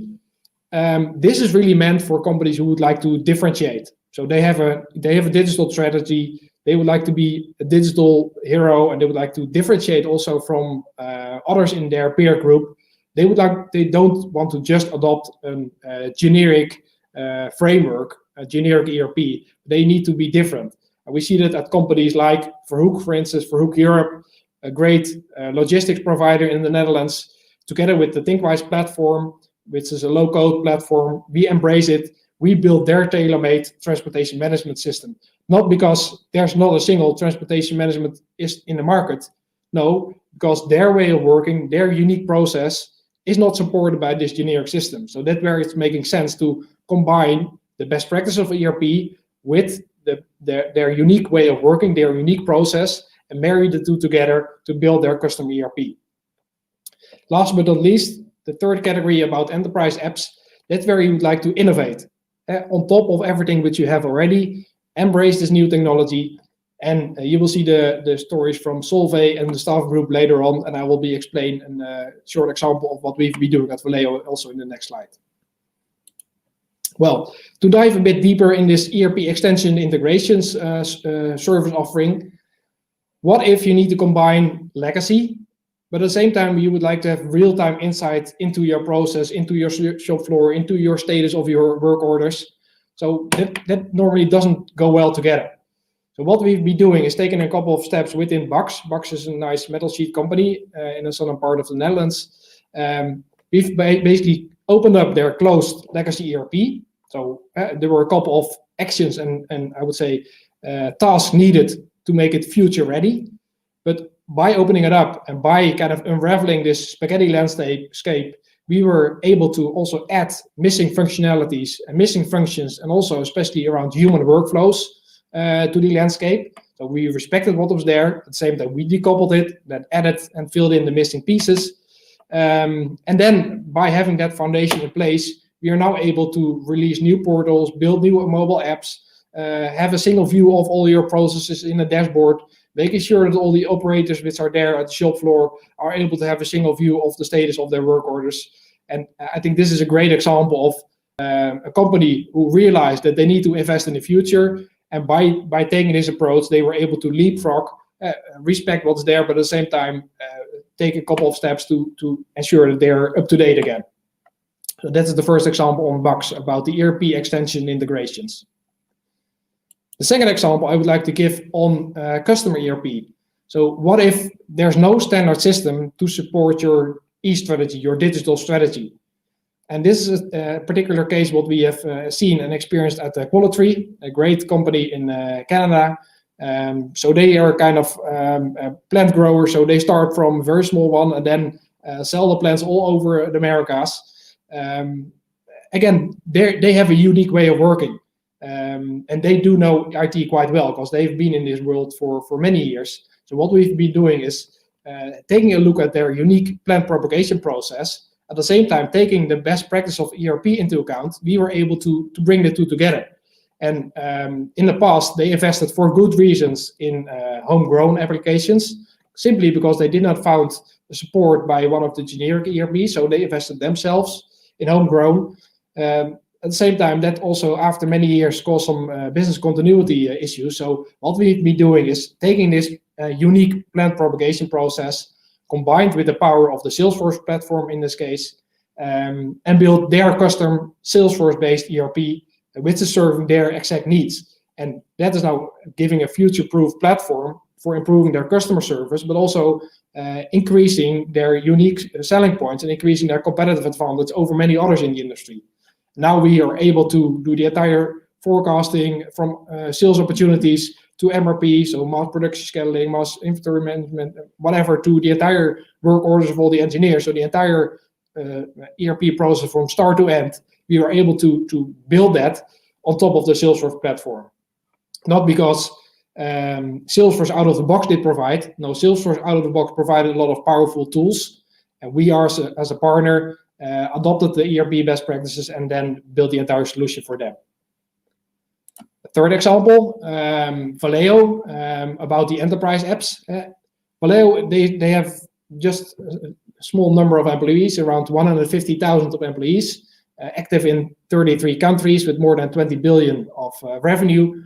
So what we've been doing over the almost 10 years now, we work with Valeo. We developed more than 50 business applications, business critical applications, and everything is centered around the workflow to increase the productivity of these knowledge workers. So all these 150 knowledge workers, they need the tools to have the information at their fingertips. So they don't want to go and search into all the different SAP systems, and they have more than 200 these days. So they don't want to go into all these different systems. They don't want to switch back and forth, but they want to have all this information to produce the task they are asked to do in a very productive manner. And what we've been doing, we've been building applications around quality, around HR, around their R&D and services departments for project management. We have been taking the Google App Engine as a cloud-native foundation, and then also adopted new and innovative technologies like big data, machine learning, so that we can put these tasks for the knowledge worker really at their fingertips and have a shorter and enhanced decision making. By having this cloud foundation from Google, we were able to just scale instantly from 500 to sometimes 60,000 users.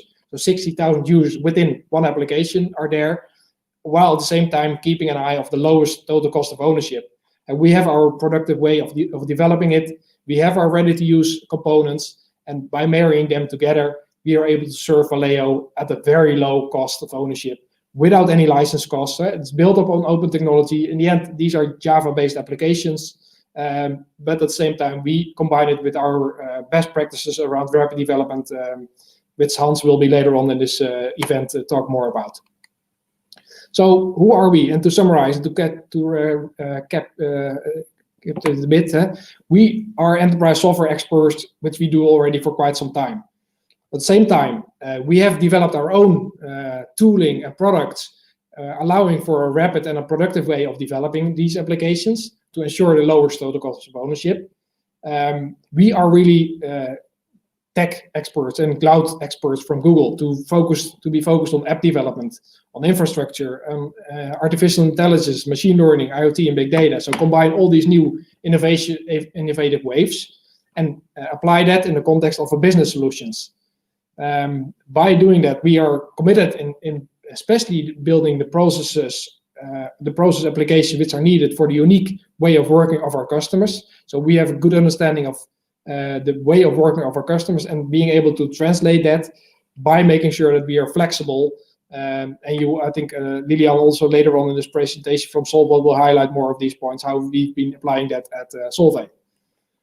So I would like to conclude with an invitation for a challenge, basically by all of you. Let's start your journey here. And we would like to modernize your IT, either in the area of ERP extensions and integrations, when it comes to custom ERP, and not just because we'd like to build everything for you which is already there, and only build if that's a unique need and if it's a unique way of working for your organization. If that's standard and commercial off the shelf available, take the buy one. But if it's a build, we would like to be in that paradigm for you, and also delivering your enterprise apps. And the three-step approach we have around here is, and we typically run a workshop to prioritize your needs and see what can be done in order to get this quick return on investment. So typically is a workshop of a couple of hours, say 3 hours.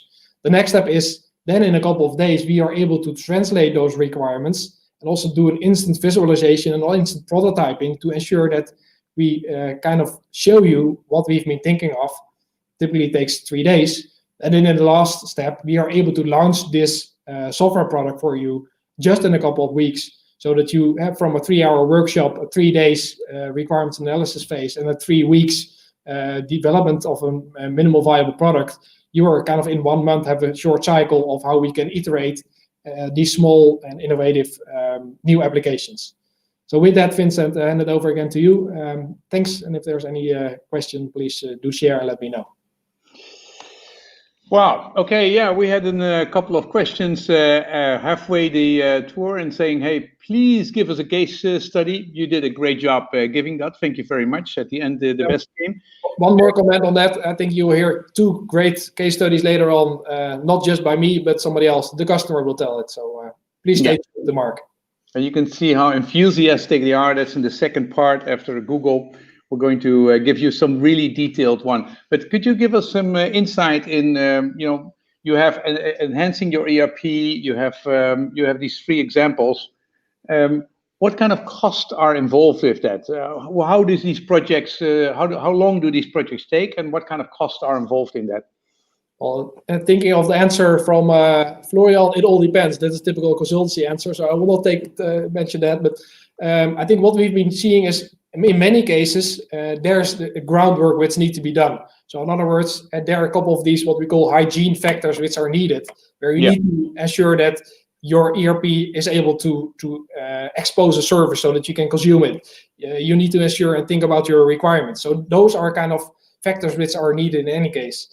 Typically, our way of working is that we do small iterations of, say, 2 or 3 or 4 week sprints where we develop those enhancements. And by using our rapid development tooling, we are able to instant prototype and also visualize and then present back to the business user. Is that what you're referring? Is that what you mean? Is that what your goal is? So in other words, we break up these long waterfall projects which we don't believe in anymore. So really go into more an agile mode of productizing and developing and then iterating with the business. So normally in say 2, 3, 4 weeks sprints, and then if you take an example of quality, yes, it's a huge project where maybe if you think about all the 60 master data tables and all the objects and all the more than somewhere between 15 and 20 ERP modules, that could take, say, a year or so for delivering that full solution. But that we iterate on a monthly basis. But what I've seen from you is that you can start with very simple projects, and that you in a couple of 1 month or in 2 months you can really deliver an enormous amount of value. And I mean, just to have connections to 200 ERP systems. I mean, just the internal nightmare of a security officer, which has to manage the access to 200 ERP systems, and that you can actually do that and pull it off. And if you will hear later on from Wessel, I think that's where an example of the staffing group, we've been building a solution in just 1 or 2 months, and then really 1 or 2 months from start to go live. And I think that's a great example. Okay. Well, I think we want to end up at 6 o'clock, so I have to basically, just leave it at that, because there's many more questions. But people were very excited. People were very excited to see first your approach, and then secondly, these examples are really nice. The examples which come after the break and after the Google presentation are really very much in detail and also blew me away. So thank you very much, Jan, for this introduction. Okay. And I'm going to now basically say that if people are not invited by Vanenburg Software, you need to register, because your stream, which basically has been a public stream, will end. If you have been invited by Vanenburg, yeah, you are on the right. Then you're on the right track. You don't have to worry. But otherwise, register here. It's here in the chat. You can be part of it for the next part, because in a moment we're going to basically listen to Peter Bavenik. He's a Google Cloud engineer, and he will tell you exactly how this whole platform will behave. I'm now going to share two customer cases with you, and they're very practical in a container company. And I'm going to give you an introduction movie about the Google. So enjoy that.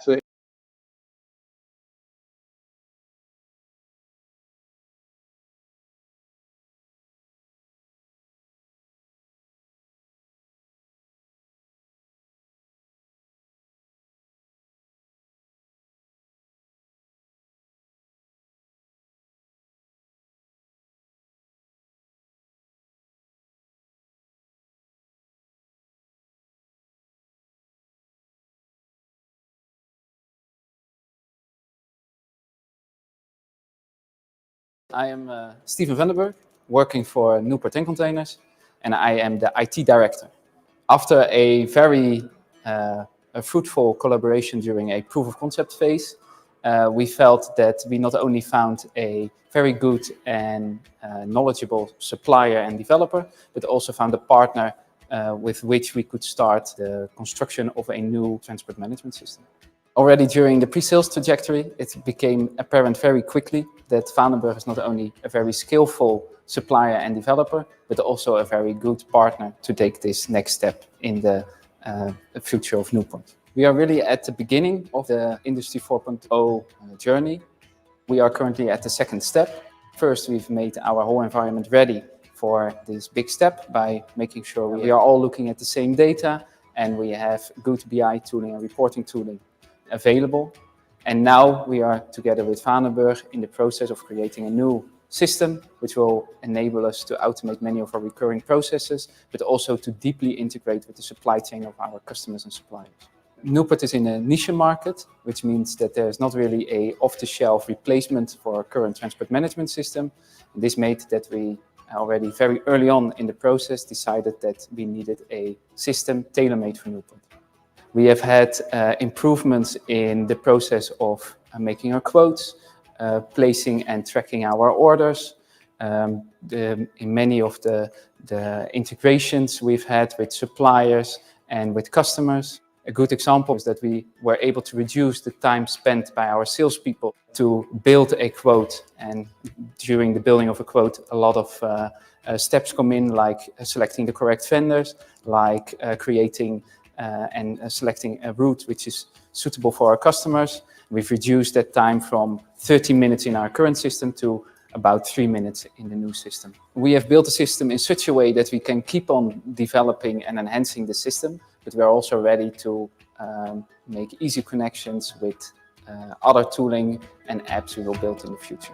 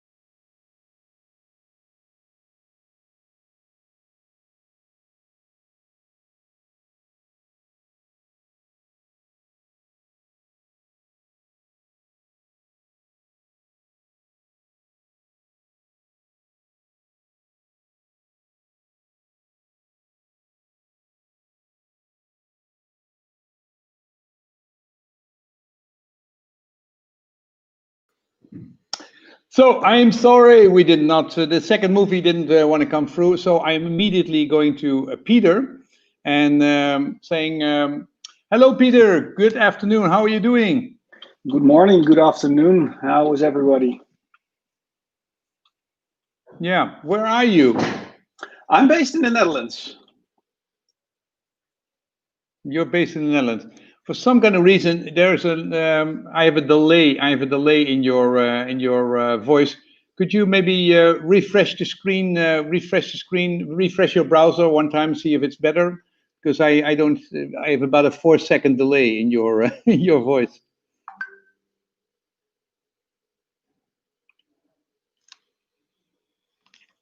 Yep. Okay. Just I'll kick you out of the studio. Yeah, just refresh your browser, and then a lot of times that fixes the problem. I had a really weird problem with when I wanted to share this fantastic screen. Let me see. About building blocks that we provide. Okay, now. Because it's a really nice. It's a really okay. Peter, hello. Hey, can you hear me okay now? I can hear you perfectly. Just 4 seconds. 4 seconds later than it. I don't know how that is working, but we'll work with it. It's fine. Peter, we're very excited to have you here. I will have to only stop one public stream, a couple of public streams. If you want to basically see this presentation, then you need to basically register in the chat. You can see that because I have to basically remove these streams. And one moment, and the second one, and the third one. Okay, so we're now among each other.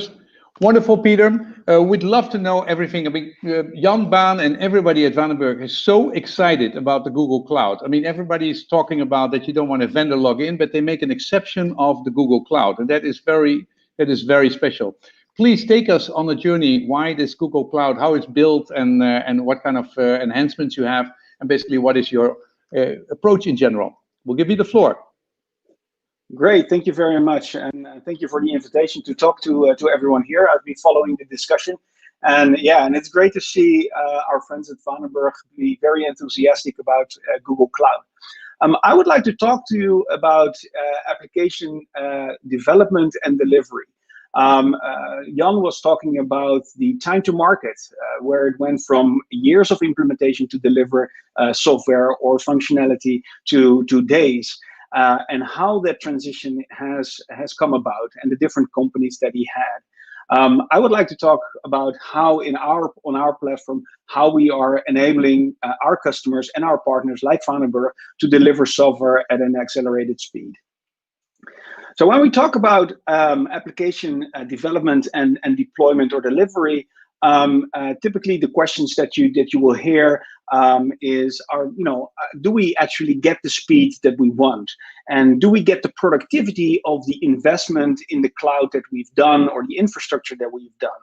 Or it might be that that the developers are not as satisfied as they want to be. So there might be speed, but there's too much turmoil and steps and objections or obstacles that need to be overcome before you can actually deliver. So these are some of the common things that you hear.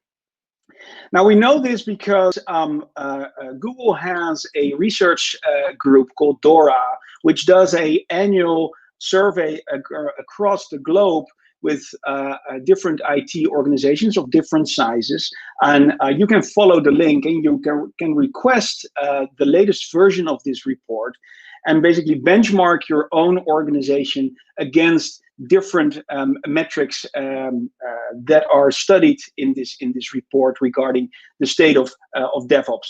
I saw early on there was a question about DevOps, and the interesting thing is that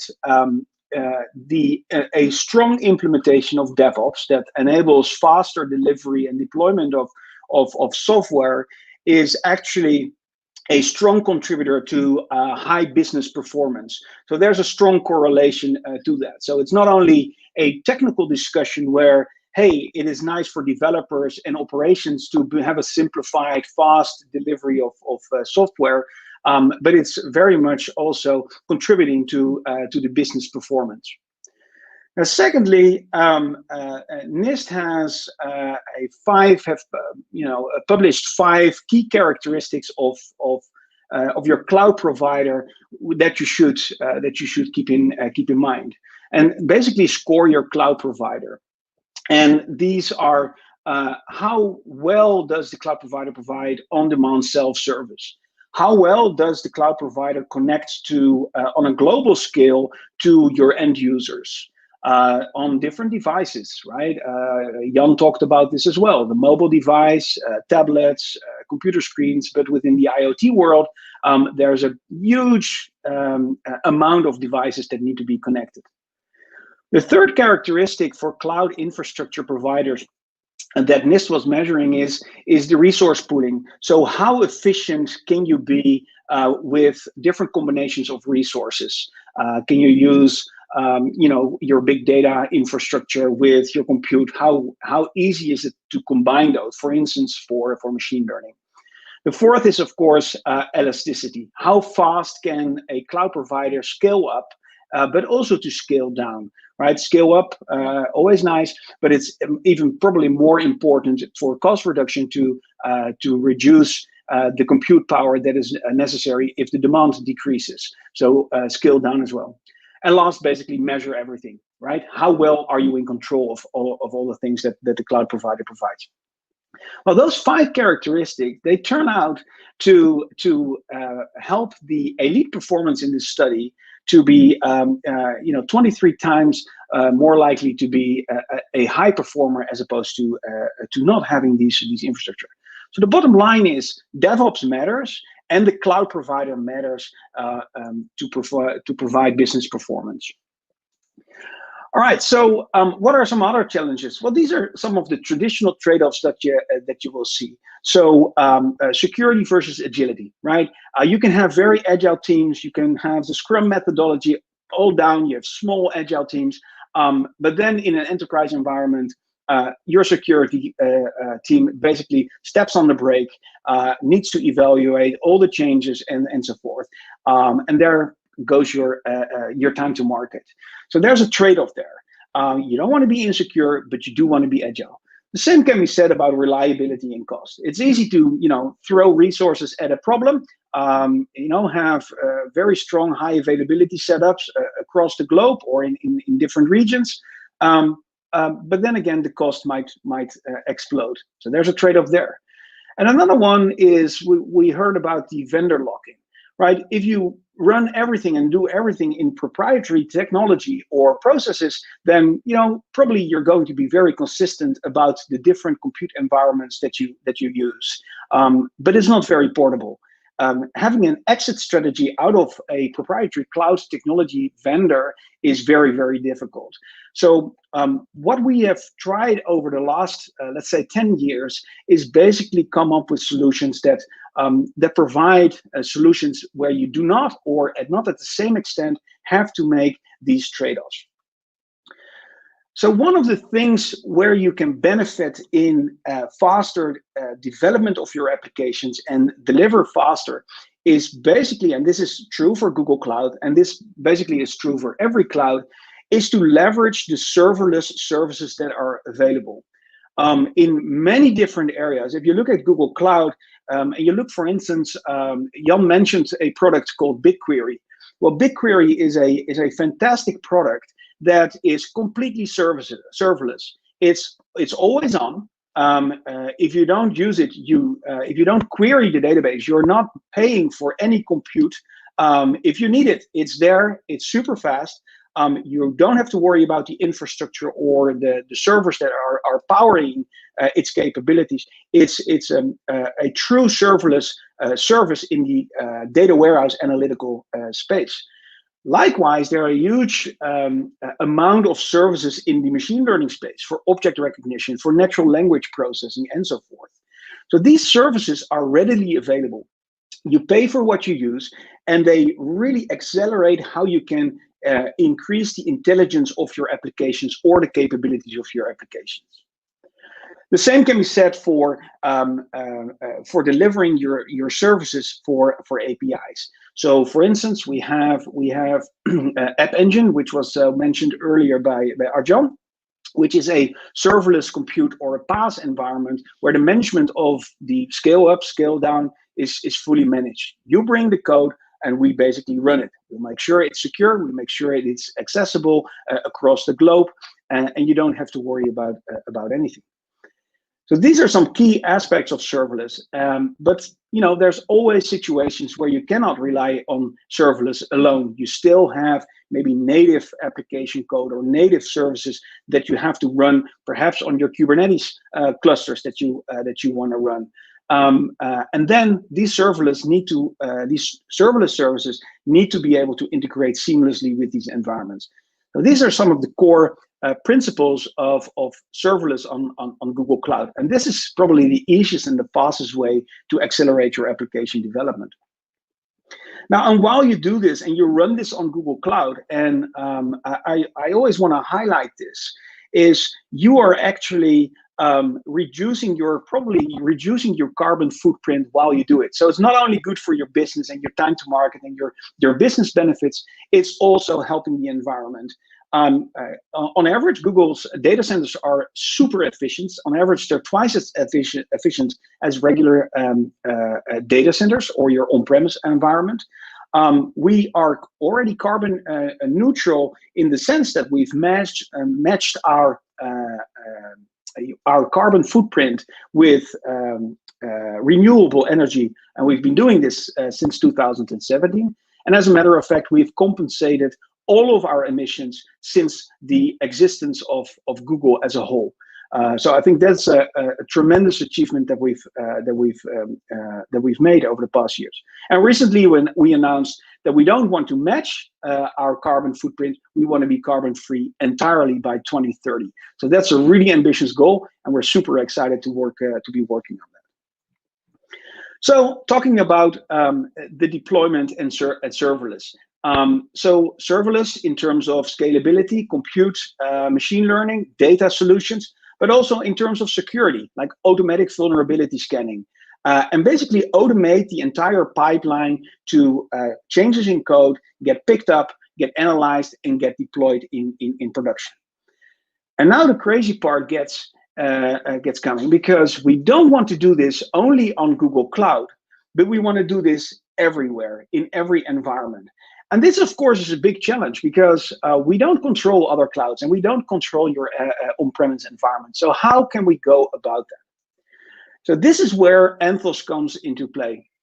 So Anthos is based and powered primarily by Kubernetes, and Kubernetes is an open source project, probably one of the most successful and popular open source projects that was initiated by Google. And Google has an internal system called Borg, and basically that is a massive container orchestration platform. We're spinning up containers by the billions every week. So we know a thing or two on how to do this at scale.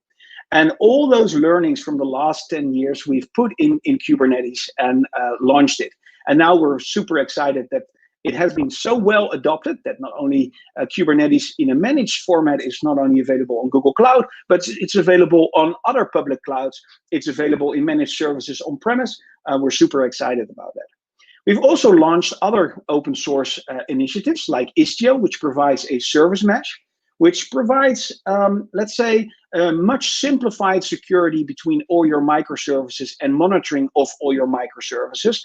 So your developers don't have to worry about credentials accessing a service or putting in logging and telemetry functionality to analyze the latency between services. All this is being abstracted away from the developer. They just provide the functionality, and Kubernetes and Istio, they basically run the system and give you full control on the operations and the insights from a telemetry perspective. So what's Knative? Knative is like the newest kid on the block, also launched by Google, and again, it's now supported by many other organizations as well. And it provides basically the serverless experience for the containerized world. So it allows you to deploy containers, start serving those containers, and basically based on an event-based architecture, provide serverless functionality in a containerized world. So from an application development perspective, containerized and open, that's a no-brainer, right? That's kind of the starting point, has been the starting point for us. But what are the security? So when we are talking about having this functionality available in different environments, so not only on Google Cloud, and it's based on open source, and we want to control this, it is crucial that we have a mechanism that provides consistent security configurations for all the environments wherever they are. And this provides a GitOps style workflow where through declarative configurations, which are basically text files, we provide version control in Git environments, and we monitor the state of this Git repo, and we apply the changes across all the environments that are being managed by Enthos. And this makes sure that wherever you want to deploy your code, you are ensured that the proper guardrails and security policies are in place no matter what the environment is. So this provides the consistency across all the clusters that you are running. And last but not least, of course, you need a high level of automation to make sure that the end-to-end delivery of development, test, build, test, and deployment of your services is a automated and fully controlled, reproducible build process. And of course, in Enthos, we provide the tools to do this. But more importantly, we work with GitLab, GitHub, the workflows that are available in there. Again, there's no vendor locking. We want to make sure that whatever tool chain you use to deploy your software, you are able to do this on Enthos controlled environments. So it's not only Google Cloud, public cloud. We even go as far as having bare metal support, and we are working towards delivering Enthos environments in store. So think about retailers that are want to run certain machine learning or AI models in store to do some predictive analysis. This is becoming a reality. So this can be centrally managed and can be deployed in store. We call this Edge, Enthos Edge.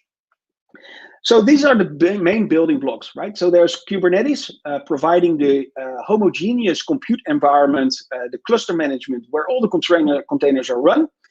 They scale up, scale down. If they go down, Kubernetes spins them back up. It's all full managed. The service mesh provides across clusters basically the communication and security between all the microservices that are talking to each other, providing the full application functionality that you are bringing to your end customers. And Knative provides a seamless developer experience when it comes to deploying code in a serverless manner on Enthos. On Enthos, we call this Cloud Run for Enthos. And to control this, there's central policy management, Enthos configuration management, that, as I mentioned, is a GitOps style way of configuring and controlling the behavior and the characteristics and the constraints of the different environments that are being managed by Enthos. And of course, operations management, you think about logging, tracing, debugging, analysis of all the telemetry that's available across all the clusters. Now, what are some of the benefits? And of course, we are not only saying this, we had a study done. It's the total economic impact study for Enthos that was carried out by Forrester. They go in detail on where basically the tangible benefits are of starting to work with this open platform called Enthos. First, it's a reduction of cost. Basically, if you run these managed clusters in different environments, you get a higher yield from your investment from your infrastructure. So that's one very simple. We typically call this app densification, right? You have multi-tenancy characteristics on these clusters. You can run multiple workloads and basically run those on shared infrastructure. As you have more control on the deployment and the automation of your asset scanning, vulnerability scanning, and the signing of the certified build process, you are significantly reducing the risk of deploying functionality that might have a known vulnerability, for instance. If a developer includes a certain library in its code, you want to make sure that it's not deployed without control. And last but not least, in generally, no vendor lock-in, and the consistency will lead to a higher accuracy or a higher quality of service. So we were very lucky to have different partners that help us help our customers in their journey, wherever they are. Arjan talked about different use cases. So whether you're extending a core ERP using these types of cloud services on Google Cloud, or you are migrating certain workloads from your on-prem environments, or you're entirely on a digital transformation journey, we and our partners are able to help you on that. And one of the questions we get a lot, and this is my closing slide, is what makes Google different? And I think I talked about a few things. I talked about the openness, our support and vision for hybrid and multi-cloud, but there are a couple of other things that I want to highlight. So first of all, I want to make sure that everyone understands that the cloud infrastructure that we provide, there is no cloud infrastructure, it's Google's infrastructure. So we trust our cloud infrastructure like we trust our Google infrastructure. There's only one infrastructure. There's no Google search data center or a YouTube data center. There's only the Google infrastructure, the global infrastructure. And as you deploy workflows on Google Cloud, we protect your services like we protect our own services. We've had a strong track record on AI and machine learning, whether it's out-of-the-box recommenders or Vision API or document analysis for maybe procurement or invoices or orders that you want to scan and analyze. We have a great track record from AI and machine learning with TensorFlow. I'm sure you've seen some of the industry use cases that are out there.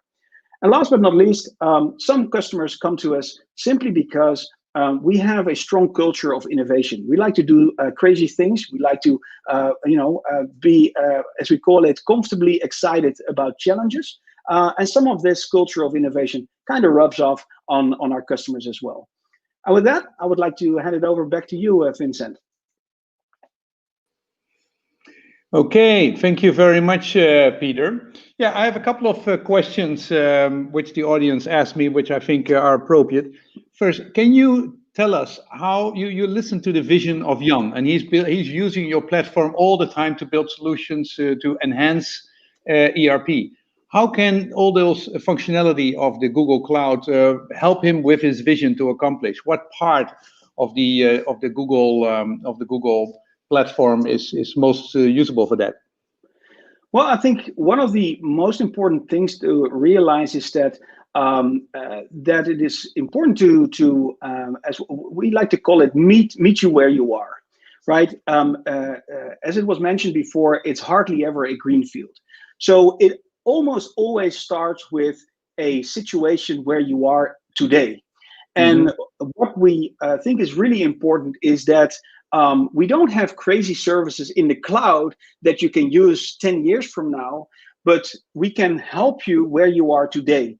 If you have workloads on premise and you want to have some machine learning functionality, we want to bring this machine learning functionality close to where you are. So extensibility model as a first step that Arjan was talking about really aligns with our vision, where we support multi-cloud, on-premise, bare metal, whatever your environment is. We have something that can help and extend basically your landscape as it is today. Okay, yeah, I saw that you also have multiple cloud support. So basically, it means as a customer, I'm pretty sure I have control over my data. I'm not locked in. I don't have that normal locked in, which I'm used to as in an ERP environment. No, and one of the interesting things, and we are just getting started with this Anthos thing. To be honest, Anthos is available for AWS, and one of the things that we have announced is that BigQuery is coming to AWS. We call this BigQuery Omni. So the enabler here is Kubernetes. If everything looks the same underneath, right? If everything is just containers running in a massive scale, and this compute environment is available in different environments, now we can start to bring like unique services to this environment. So BigQuery Omni, because a lot of customers have their data in AWS, but they love the service of BigQuery. And now, typically, you need to bring the data to Google Cloud only to do the analysis. But we're bringing the compute to the data. So you keep your data in your environment where it is today, whether it's in AWS or on-premise, and we basically bring the compute to you. Yeah, well, it's interesting. You're huge in search. You're huge in you're huge in advertising. But in the clouds, I mean, you're also a player which is just coming up. You know, I mean, you're much more motivated to be nimble and to be fast and to be very supportive. Is that a typical different part of the company? Is Google Cloud, which is basically, you know, kicking to the big guys and basically trying to put them off their throne? Is it a different atmosphere than the company which is dominating the advertising world? I think it's funny that Jan was mentioning that I see two Googles, and we have cloud customers that do not use our Google advertising products or use our map software, which is tremendously popular as well. And there is a difference between the different organizations. If you look, for instance, at the different terms of service, Google Cloud has its own terms of service. As opposed to, for instance, the consumer Gmail application, right? It has a completely different set of ground rules or privacy controls. Google Cloud is business to business, enterprise grade, and you can expect all the certifications from a data privacy standpoint and so forth. So to some sense, Google has different phases, and I'm representing Google Cloud. Yeah, you're a startup. You're much more startup within in Google and already huge, but I mean, compared to the rest of Google. Last question, is Google developing any initiative to develop a modern replacement of the standard ERP? Are you going to basically also produce that as a standard service on your platform? No, we bring technology. So we do not intend to implement an ERP platform or a CRM platform. You know, never say never. But if we look at Google Cloud, there's no initiative that basically does this. Good, wonderful. Well, we have a lot more questions, but we don't have the time. In your free time, what are you doing? I see a couple of guitars behind you. Do you have time for that? And what are you doing with them? Yeah, I play guitar and I play piano. I'm also a big fan of home automation. So when my webcam comes on, my lights dim and my new camera light turns on, that sort of stuff. So automating everything. And now with Christmas, it's super exciting to make sure that all the lights are automatically on when the door opens and that sort of stuff. I love it. Yeah. And it's fun to make music, you know, around on the digital platform with other people. You know, there's a lot of innovation which basically forces us to stay in our home, but to work together flawlessly with everybody all over the world. And everything I do, you know, Google is most of the time behind it. So I'm very excited about all these services, and I'm very excited the role you play in the enterprise IT. Thank you very much, Peter. Thank you very much. Thank you for having me. Okay.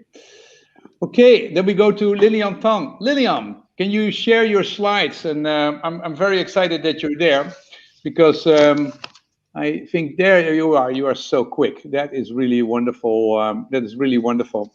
Lilian, you work for Solvay, and you had the most incredible, difficult jobs to keep track of all these different Google applications, which were all around the company. And I really, when I heard your story, I could imagine how you struggled with them. Please tell us a little bit about yourself, the company, and how that whole journey went to keep control of your of these wonderful applications in the Google Cloud. Yes. Hello, everyone. Thanks a lot for getting invited as a speaker at this exciting event. So we have seen inspiring exchanges with Vincent, with Florian and Jan Baan, and the rest of the speakers around enterprise IT modernization topics. So I'm not sure about you guys behind the seats, but I'm definitely very excited about all these topics. So first of all, let me introduce myself. So my name is Lilian Tan. I work for one of the leaders in the chemical industry of Solvay, so a 150 years old heritage company, just like how Vanenburg Software first started. So I'm pleased as well to share this with you today, and just to give some information. So I'm based in Paris, in France, and I work for the digital and IT department of Solvay as the IS Cloud Application Services Manager. So today, I have the pleasure to share with all of you on how Solvay uses Google Cloud for transformation and how Solvay has chosen Vanenburg Software to help the IS rationalize, governize, and better manage our cloud assets. So first of all, where is Solvay today? So we are a science company whose technologies bring benefits to many aspects of daily life. Our core business around Solvay is to create innovative solutions to contribute for safer, cleaner, and more sustainable products found in homes, food and consumer goods, planes, cars, batteries, and all that just to name a few of it. So we have over 24,000 employees around the world and over 64 countries and in 115 sites across Solvay companies.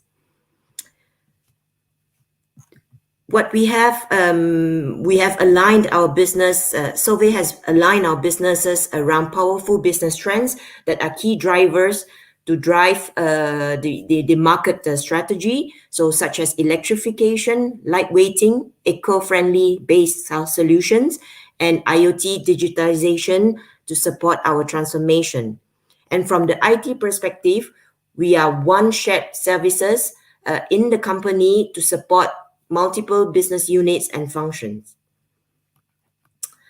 Back in 2015, we have discovered a great product such as Google Cloud products.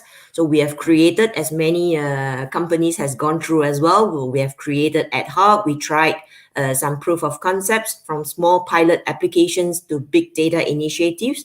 And we went through the phases of how to get agile and work with our digital studios to create innovative applications to support better and greater user experience, create productivity and efficiency to support businesses and functions.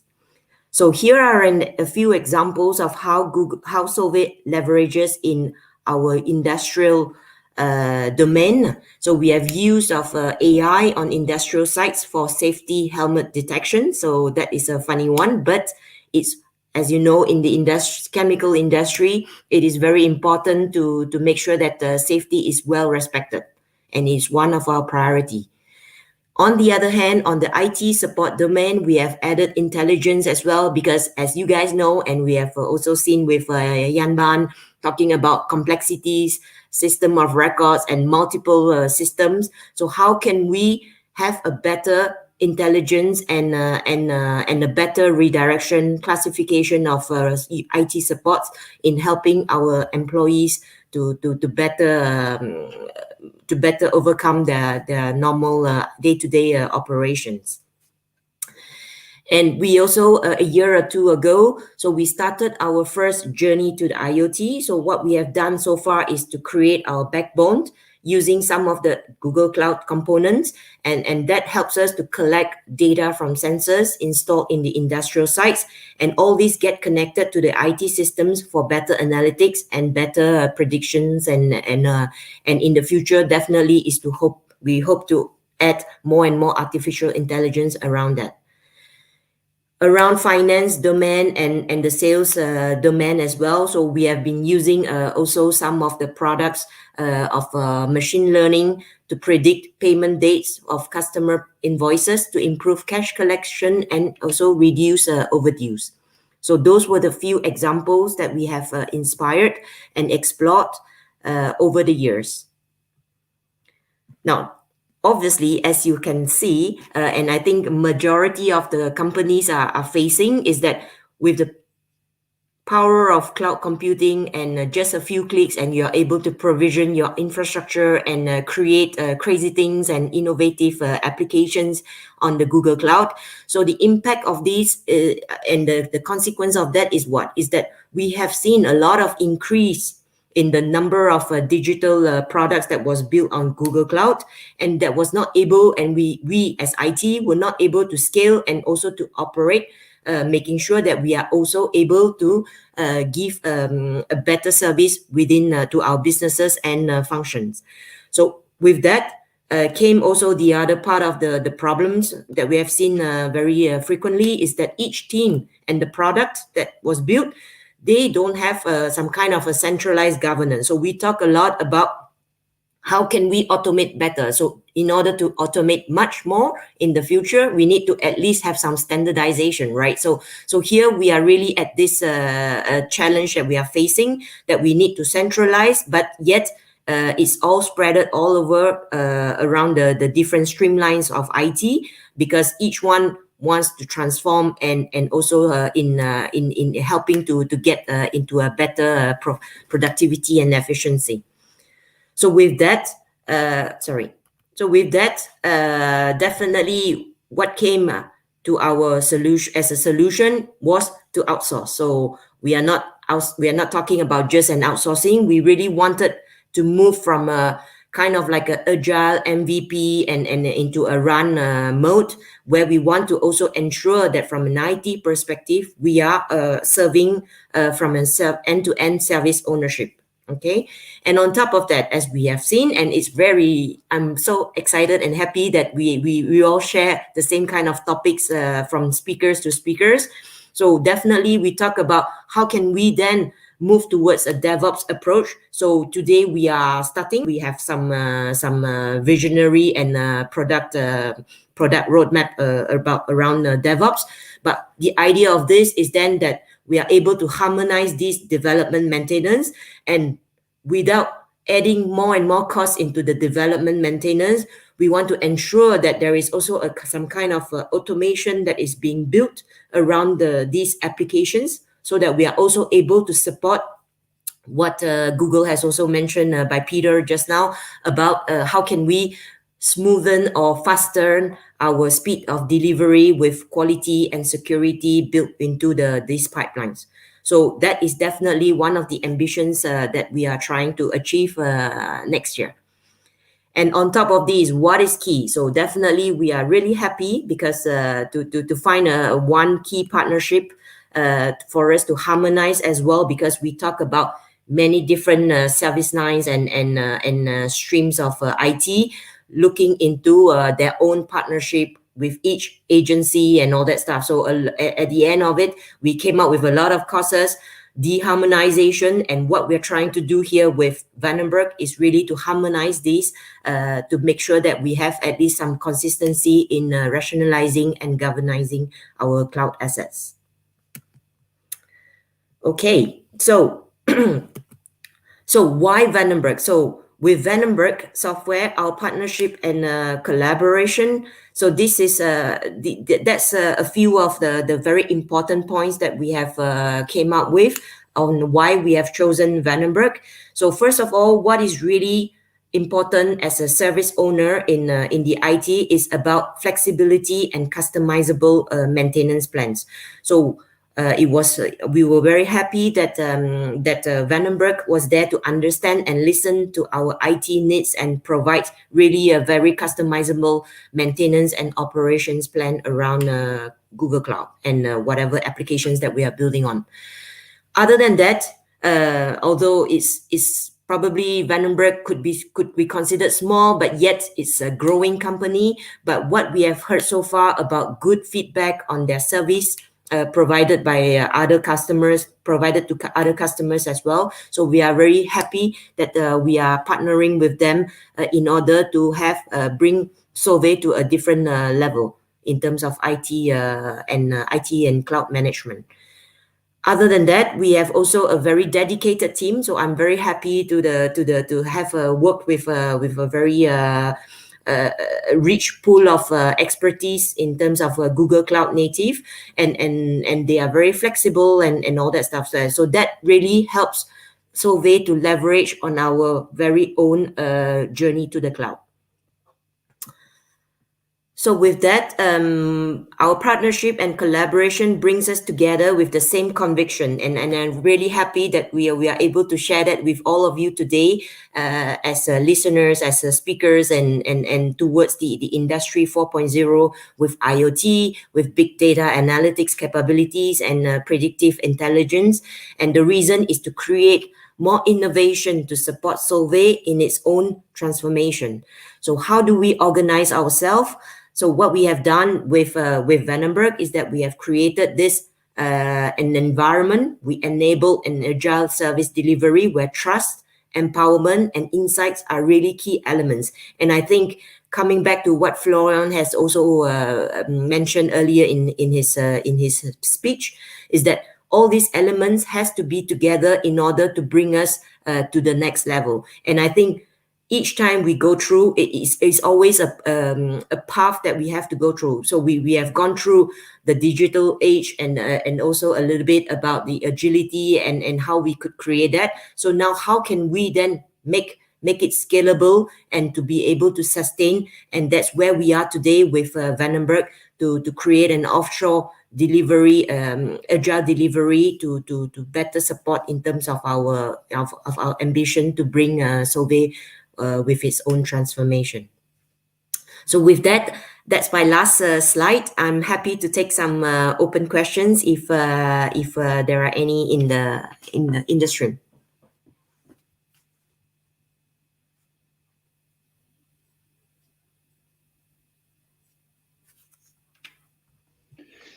Thank you very much, Lilian. That was really exciting. I mean, I really see it in front of me that this whole new platform comes about, and everywhere you see popping up applications. When did you get this very, and all these applications are made by people in the company. You have a huge company and they're everywhere in lots of different countries. I mean, were they excited to see Lilian Tan coming by and saying, hey, I'm going to help you manage all that stuff, and I'm going to basically take control, and I'm going to bring in a company like Vanenburg, and I'm going to give access to them, and they have to help to manage them? I can imagine that is a fierce battle, or do I see that wrong?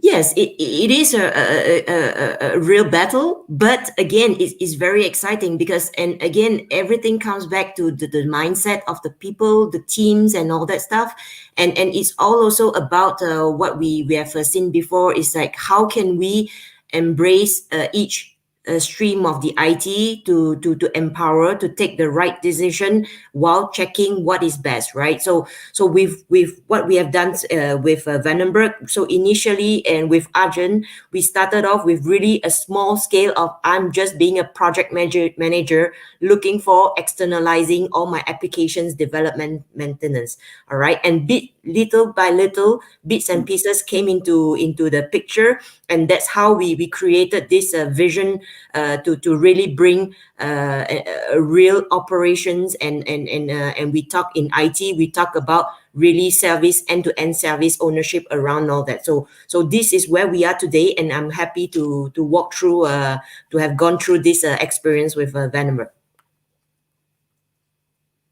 Yeah, and you also work with a lot of other vendors, and also vendors basically create software with them. Were they not knocking on your door and saying, "Hey, we can do the same"? And what was different about Vanenburg Software in basically having a partnership with?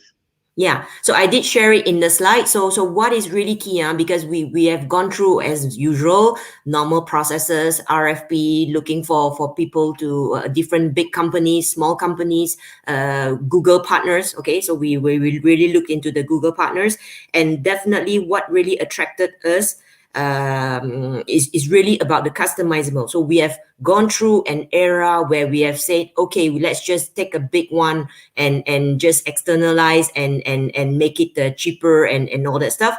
But again, these weren't very pragmatic in reality, because we are distributed teams, yet trying to find to help different businesses and functions. So that's why today we are more into, I would say that we are a little bit privileged in that sense that we are able to have still, we are not as critical as the ERP on the ERP part, but we are still doing a lot of innovations with big data analytics and AI around that. So it's important that we need to at least have something that is customizable and flexible, that is fitted into our environment, and especially with the Solvay IT teams.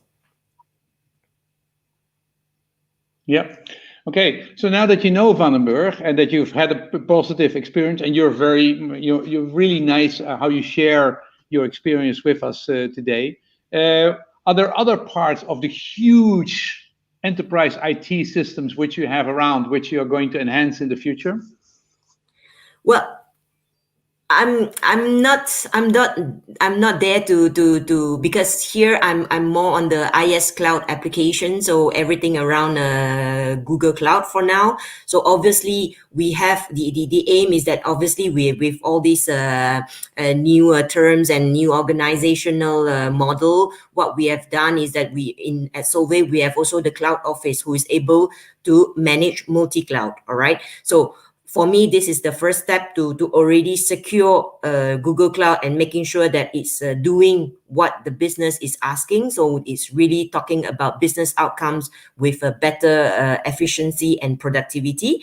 And on the other hand, definitely there are a lot of topics going around. I'm just how do you say, giving some thoughts, food for thoughts for different teams as well. The purpose is also not just bringing Google Cloud on one hand and then other clouds on their own, right? So the idea is also to leverage so that we can all benefit from these cloud technologies. Yeah.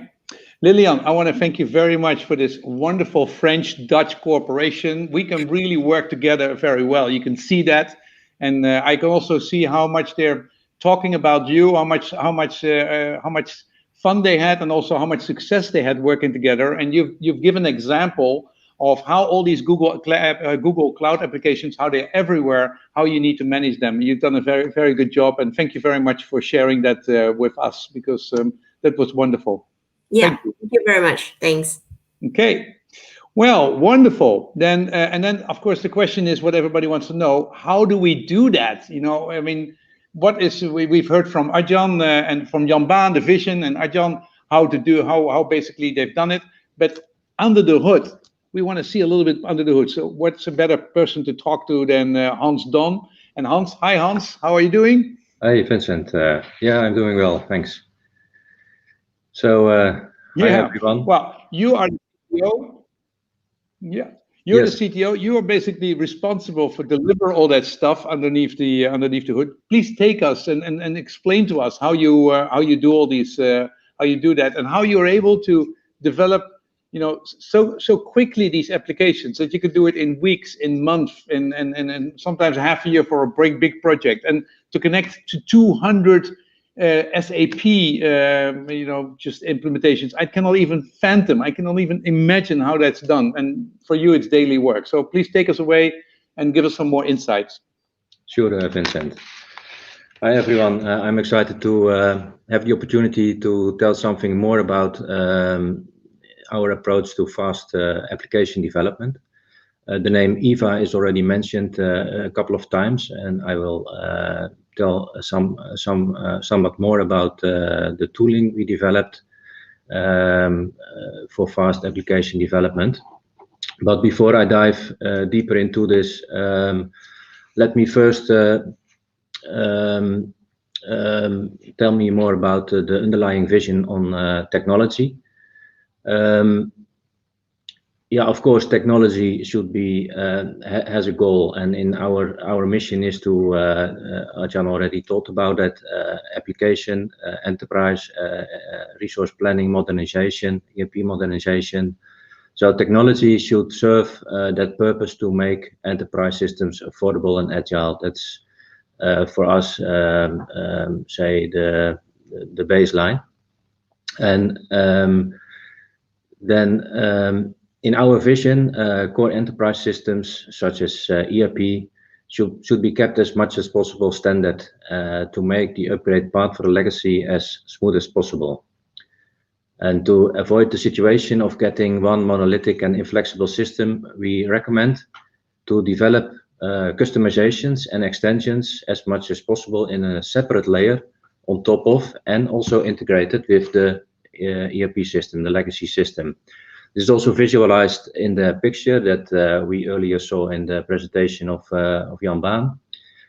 We see the ERP as a foundation, and on top of that, the flats, we see the decoupled microservices that make the application landscape much easier to maintain. And when this layer is also operated within a platform such as Google that delivers the infrastructure, the variety of managed services, then the focus can be put solely on the delivery of value-added functionality for the business. We also embrace open source to minimize the vendor lock-in, and the open and flexible architecture makes it easy also to incorporate machine learning models in the solutions.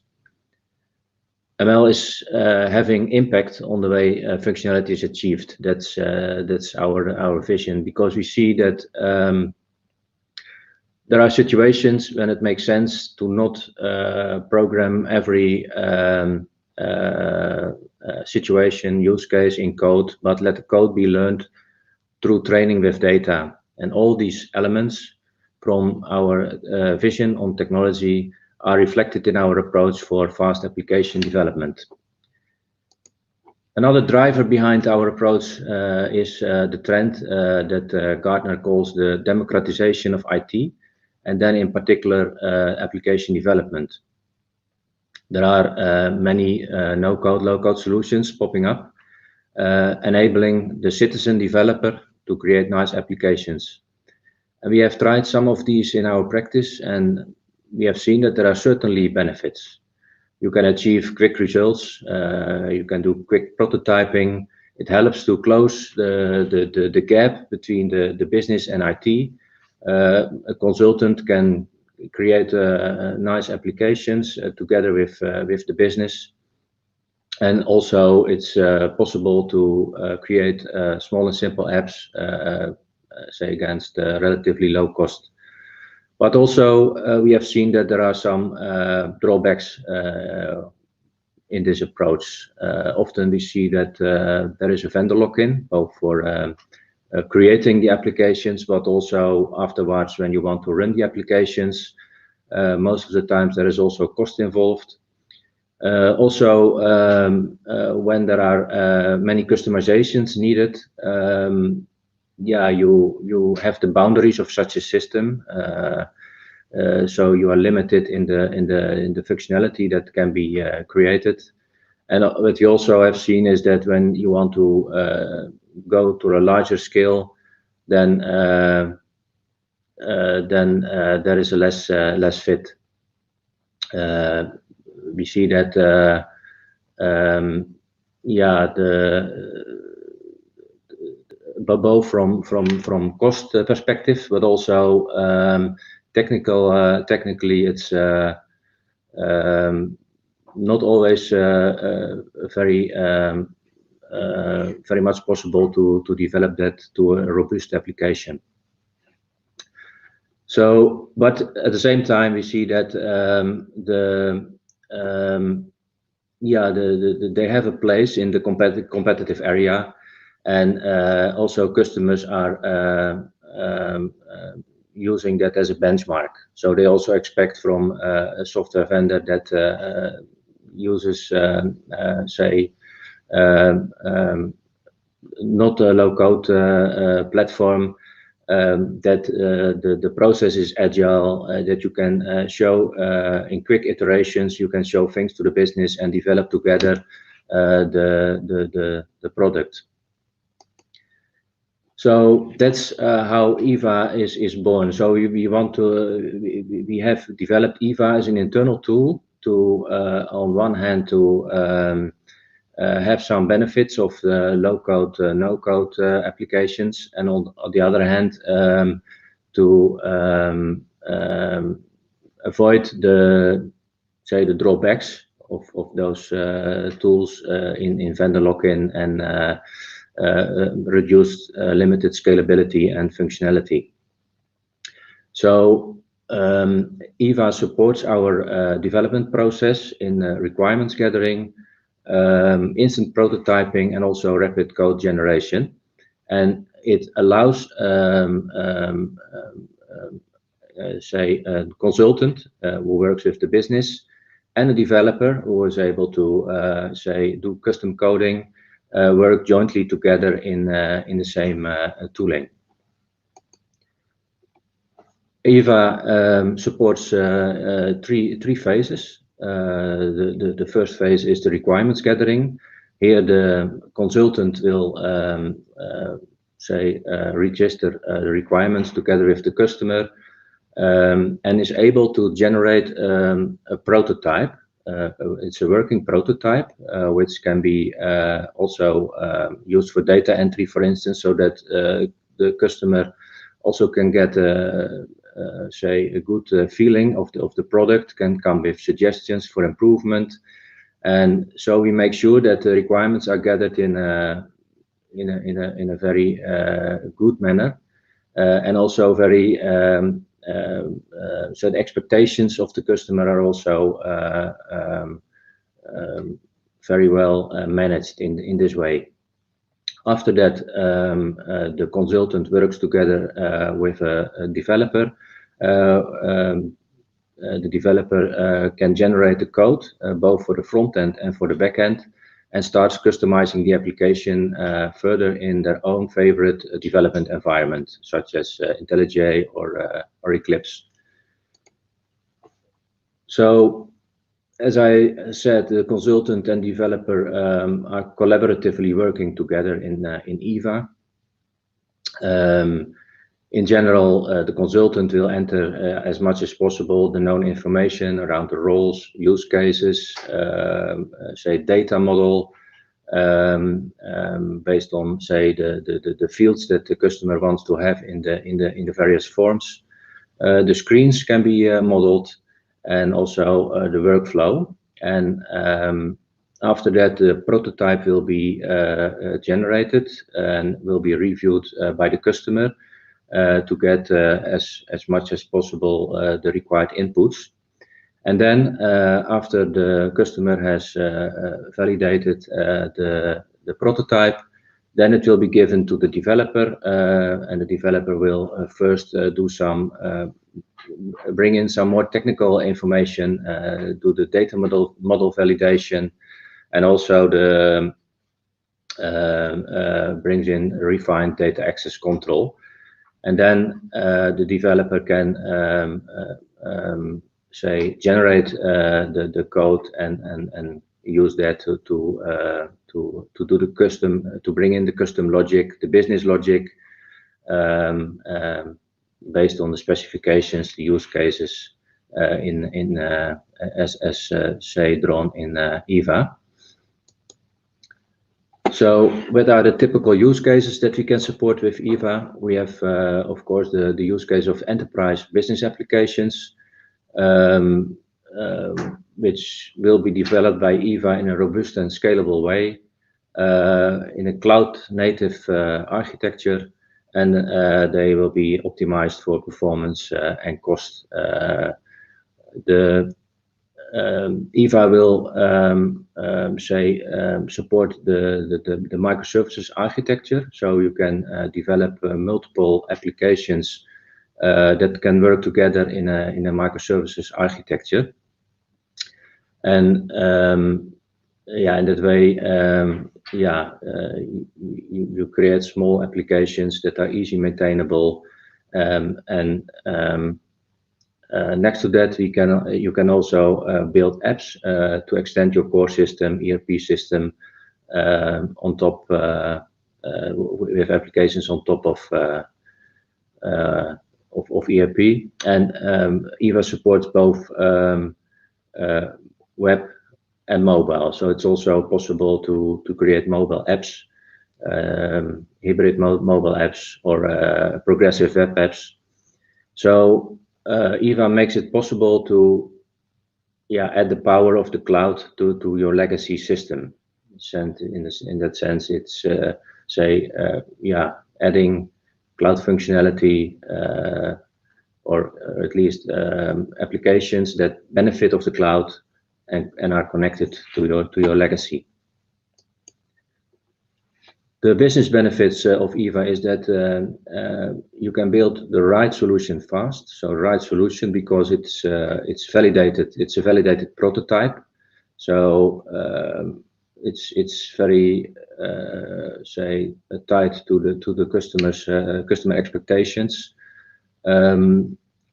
It brings no vendor lock-in because we generate the code using open source frameworks and libraries, so the code can be further maintained in just a normal development environment. And also the total cost of ownership is quite low because it takes benefit of the cloud, and also of it's cost optimized for running in the cloud. And last but not least, in EVA we have incorporated our experiences, our best practices on scalability, performance, cost, security that our team has gained during years of experience. There are many libraries, reusable components, part of EVA, and we are enhancing this tooling, day by day. So the list of tooling is gradually expanding. We are using these libraries during the code generation.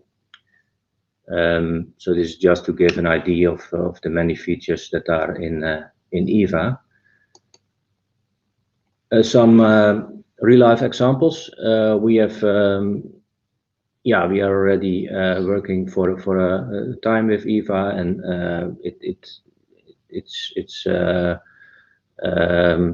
we created already many applications with it.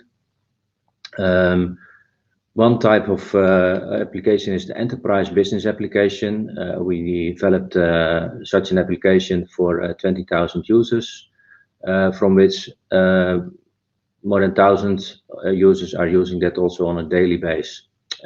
This enterprise business application contains advanced workflows, and we could develop this with EVA, and 80% of the code was generated, 20% of the code we had to do custom, and we could do this with a smaller team and also in a shorter lead time.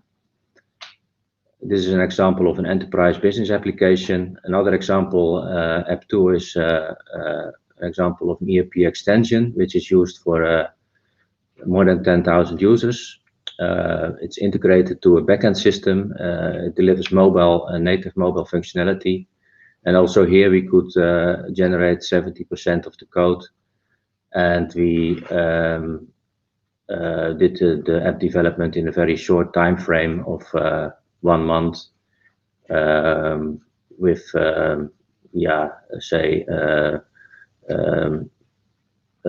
very less number of defects. We could realize that in one it was already, when we delivered it, it was already mature, so to say, in the sense that there were not many errors found by the customer after delivery. And that's also due to the fact that by prototyping we can make we can already detect a lot of those errors in an early phase. Just an example of a work order application that we built with EVA. Here you see the Kanban widget that we can use to give an overview of different items in different statuses. And as we saw in the introduction of this session, is EVA the secret sauce? We can't say that.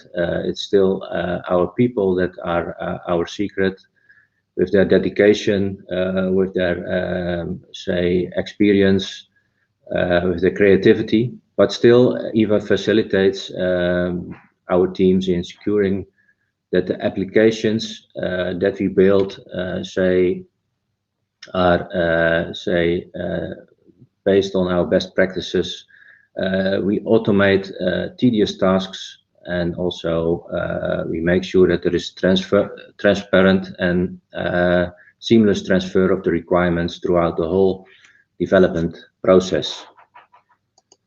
So just to recap, with EVA, we try to bring the benefits of a low-code or a no-code platform without facing some of their disadvantages.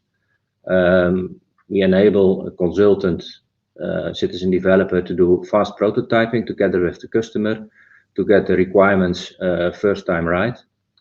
And it gives also, it produces an application that's scalable, that's robust, and that is also without vendor lock-in. It improves the productivity for our teams in building enterprise applications by supporting a seamless transfer from the requirements gathering phase to development. And it ensures that we apply our company-wide best practices, reflecting many years of experience in our products. So that's in a nutshell, EVA and how we use that in our development practice. You should perhaps wonder, is it a product? Is it for sale? Currently, it's only an internal tool that we use to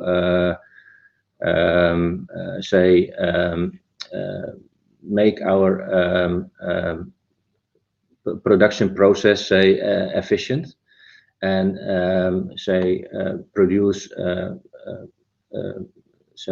applications that are well aligned with the possibilities of the cloud. On a later moment, we perhaps can think of sharing this with partners, but for now it's only an internal tool. But by this tool, we give our customers value for money, and that's a big benefit. Okay, well, but yeah, you say that that is but that's really cruel what you're doing now. I think you're showing us that great product. You're showing us all this productivity, and that it's producing Java code. You can do it by hand, and it will enhance, and it's really productive. And then people say, okay, how can I use this product? And you go, well, it's all for internal use, and we will think about it. So you see that customers really go like, okay, that sounds really interesting. And maybe you should have a little bit of ambassadors, or maybe a small group, and try out. But it's always hard, an internal tool, to make that available for customers outside. Then you need to do a documentation and training, and you need to do all this kind of stuff. So I guess for the second question, which Jack asked, are there any information resources, tutorial practices on how this really works? He wants to know more, and there's more people. Yes. Yeah, of course we can give a demo later on and dive into it. Currently, we are building a knowledge base around the EVA. In fact, it's more for internal usage, but it's a starting point. And but there is no at the moment we don't have a knowledge base live yet. Yeah. Okay, but you see, there's interest, and what happens a lot of times, You make tools, the tools work great, and you start selling the tool, and after a while, the tools are more important than the company. You know, I've seen that many times, especially if the tool is as exciting as EVA is. Yes. So, Hans, thank you very much. Keep on working on the tool, make it available for all the customers, and we hope that next year we can report and give an update on how she's doing. But maybe also have a separate webinar to basically show, you know, to Jacques if how that really works. Maybe there's interest in that. Okay. In the interest of time, Hans, thank you very much. Great tool, and we will move on, because at the last we have a very exciting presentation of Wessel. And Wessel, hi, how are you doing? Hello, I'm doing fine, thanks. How are you? Yes, we're doing wonderful. I mean, you're the last presenter, and then afterwards we have a panel discussion with you and Lilian and Jan Baan, and I'm also asking our Jan with it. We're 15 minutes behind, but you have a typical thing which happens. You work for years on an application, and it's very quickly to 80%, and then it's 85 and 90, and then you have to test, and you have to do everything, and in the end, it doesn't work, and or you find out that the whole billing doesn't work, and then you have to have a plan B, and you found it at Vanenburg, and they built it in an unbelievable short time. I think this is the most exciting things, where everything comes together: business problems, licensing problems, testing, making good quality code in a short time, connecting to the old stuff. Tell us your story, Wessel. Yeah. Well, thank you. This solution actually was built with EVA. So let me just start with my presentation. Let me first quickly introduce myself. My name is Wessel van Alphen Jr., I'm CEO of the Staffen Group, one of the largest suppliers of flexible knowledge and capacity in the Netherlands. After having worked as a freelance IT consultant for several years, I joined the Staffen Group in 1999 to become director of a newly founded company within our organization.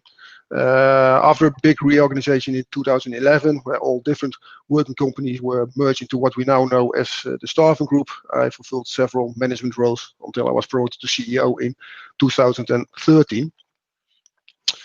So where there's junior, there's also a senior.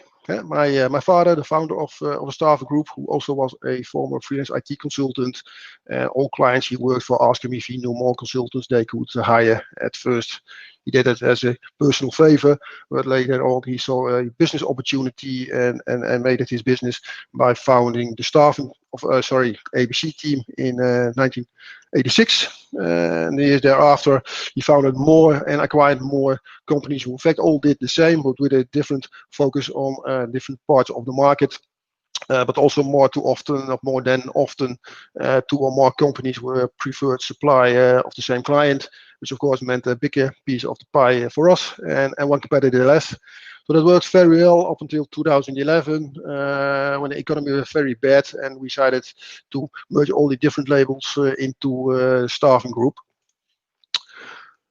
So this is where we are right now, in 2020, one of the largest companies in subcontracting and contract handling in the Netherlands.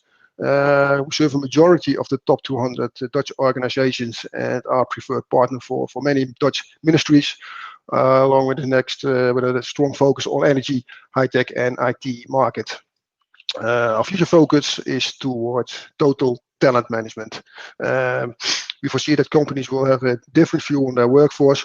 Knowledge will be more important than the type of contract. So it doesn't matter if someone is a permanent employee or a hired consultant or employed by a supplier. Knowledge comes first. And also we think that the current young generation, the future young generation, will look at work differently. And they're not looking for a job, they're looking for work. So as long as you keep it interesting, they will still stay with you. And that will make organizations much more fluid, much more dynamic. But how do you manage that? Well, this is what we help companies to achieve. The challenge we were facing is we wanted to build an app for all our stakeholders. We were a bit behind on that, to be honest, but we decided to start with an app for our professionals, aiming at 10,000 accounts within the first year.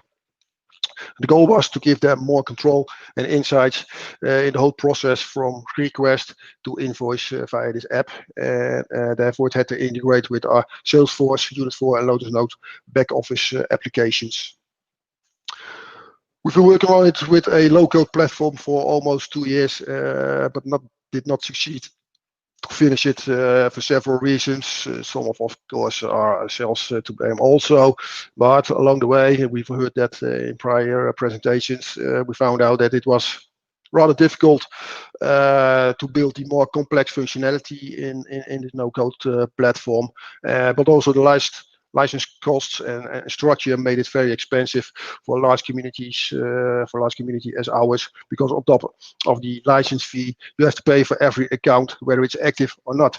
And we had some challenges with connecting it to our back office, because the tool itself had no connectors at all.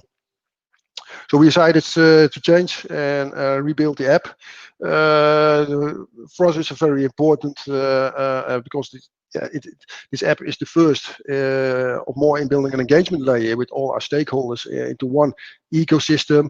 So with our clients, suppliers as consultants, and our goal was to strive to more engagement, higher customer satisfaction, and save costs as well. We didn't want a standard solution, because we think that an app is a very important means of communication. So it should be 100% tailored towards your needs, not only in functionality, but also in look and feel. And therefore we decided to build it from scratch on, with the ambition to add more state-of-the-art functionality within the app, like machine learning or artificial intelligence. And as a goal, we said, each new version of the portal or the app should contain at least one wow factor to keep surprising our stakeholders. We also chose to redesign our IT architecture, in which there is now only one central database in which all basic information is stored. Because a person is a person, whether it's a client or a supplier or a professional, is still a person. And so we have one database in which all persons with their attributes are stored, and depending on the view or which app you are using, you look at a client, or you look at a professional, or you look at a supplier. Sometimes a supplier can also be a client, and a client can be a supplier, which makes it rather challenging, I can assure you. But also one of the benefits of that is there is only one truth. All our employees also have access to this portal, so we see exactly the same as what our client is looking at. So if there's any questions, that makes communication much easier. So we decided to build this portal as a front app in our communication with the clients, suppliers, and professionals, which is built, like I just said, on a Google Stack with Eva, and in just 2 months, and now integrates seamlessly with our back office with use of Dell Boomi as an enterprise service bus. It also is available as a native app for Android and iOS. We didn't have to rebuild it. It was just generated as a portal and as an app for Android and iOS, which actually was the design principle. App first, because we want our stakeholders to be able to search for information whenever they want and wherever they want. And with Google Cloud is a very scalable solution. There are no limits. It's ready for additional functionality, but also a unlimited number of users. And key functionality in this first version, the MVP of this app, is around requests, invoices, and contracts. I have a few screenshots of the app to show how it looked like. We seized the opportunity to rebuild the app using the latest design principles, and like I said, we made it completely in our look and feel, so it integrates nicely with our website and other means of communication. On the left side, you see the home screen after you log in with the most relevant data at a glimpse. The middle screen shows the current running applications and their status. You can zoom in on those and manage those applications. And on the right, you see the example of the timesheets. You can upload timesheets and invoices to this app, and then of course they will be handled by our back office. There's another example. Like I said, there's also a portal because we think that some things just read better on a big screen. There's some neat functionality on the right. It's the track and trace system we incorporated in our solution. There's a track and trace on requests, but also on invoices and on contracts. So if anyone wants to what status is, where they are in the process, they can look it up 24/7 without the need to contact us first. A last example of some functionality. You can choose your own payment term. Of course, we have a standard payment term at no charge, but with each invoice, you can choose either for 8, 3, or even same-day payment if you give us a discount. This is used quite a lot, so we wanted to make that as easy as possible. So what are some of the key benefits of this new solution? No vendor login. If we want to take a solution elsewhere, we can do that at any time. No strings attached. We've built a solid base now for further development, and though it's still in pilot, of course, we expect positive business outcomes. The app was developed in just 2 months. Of course, we're a head start from the lessons learned from the previous period and at that time current version of the app as an example. But still, we expect a return on investment within 6 months, looking at savings in time on our side, but also cost savings in software licenses. We saved big on license fees, and cost per user went almost to nil. Except, of course, for storage. So we decided to stop the development on the low-code platform while the contract was still running, and rebuild it with the help of Vanenburg. And now we already saved money and a multiple of that in the near future, of course. And with Google, it's very flexible. You pay for what you use, either upwards or downwards, and we've seen it with other platforms that it's very easy to scale up, a bit more difficult to scale down. But with Google, it's very flexible, and that's just what we like. It feels good. So why did we choose for Vanenburg? Well, first because they were able to rebuild the app very quickly. We lost little time when we started over in development. Which I think was very important because our business and our employees were expecting the app, and we had to postpone the go live several times. So we didn't want no more delays. I also think that Vanenburg has a very clear and good vision on the future of software development, as we just have heard. But not only that. The first time I met Jan Baan, I was impressed with his view on our market and challenges we were facing, which were spot on. So they are a knowledge partner in more than one way to us. And besides the capabilities of building the app with a great team in India and their experience with integrations and their proven success in rebuilding the app in just 2 months, of course, we also like family-owned businesses. Google, like I said, very scalable, reliable, state-of-the-art technology, very flexible, very cost-efficient. Next steps will be that Vanenburg will already started building the customer portal, and the customer portal will be in the same ecosystem as the candidate portal, and the portal will recognize you as a candidate or as a client and direct you in the right way. And of course, we will continue to add functionality to the current portal as well. That's it. Thank you. It's maybe a bit on high speed, but I was on a tight time slot. So if you want to learn more about this or our organization, feel free to contact me at any time. Thank you. Wessel, thank you Yes. very much. What a great story. I mean, it's really like, the first question we have, what was that other platform which you basically used to spend the 2 years on developing that application? It was Mendix. Mendix, which is an extremely successful company. It's just also Dutch, Yes. And is doing very well. And I mean, yes, but it was just an unhappy marriage, so to speak. So we decided to stop the cooperation. It was not a match with us, with our needs. Yeah, but I mean, when you had to decide to basically give up that 2 years of development and all these investments, because I'm sure they didn't say, okay, here's all the money back. I mean, you spent all that time. Didn't you think, well, my God, didn't you lose all your hairs to basically say, what am I doing? I already lost my hair, so that wasn't possible. But okay, when we started, it looked very well.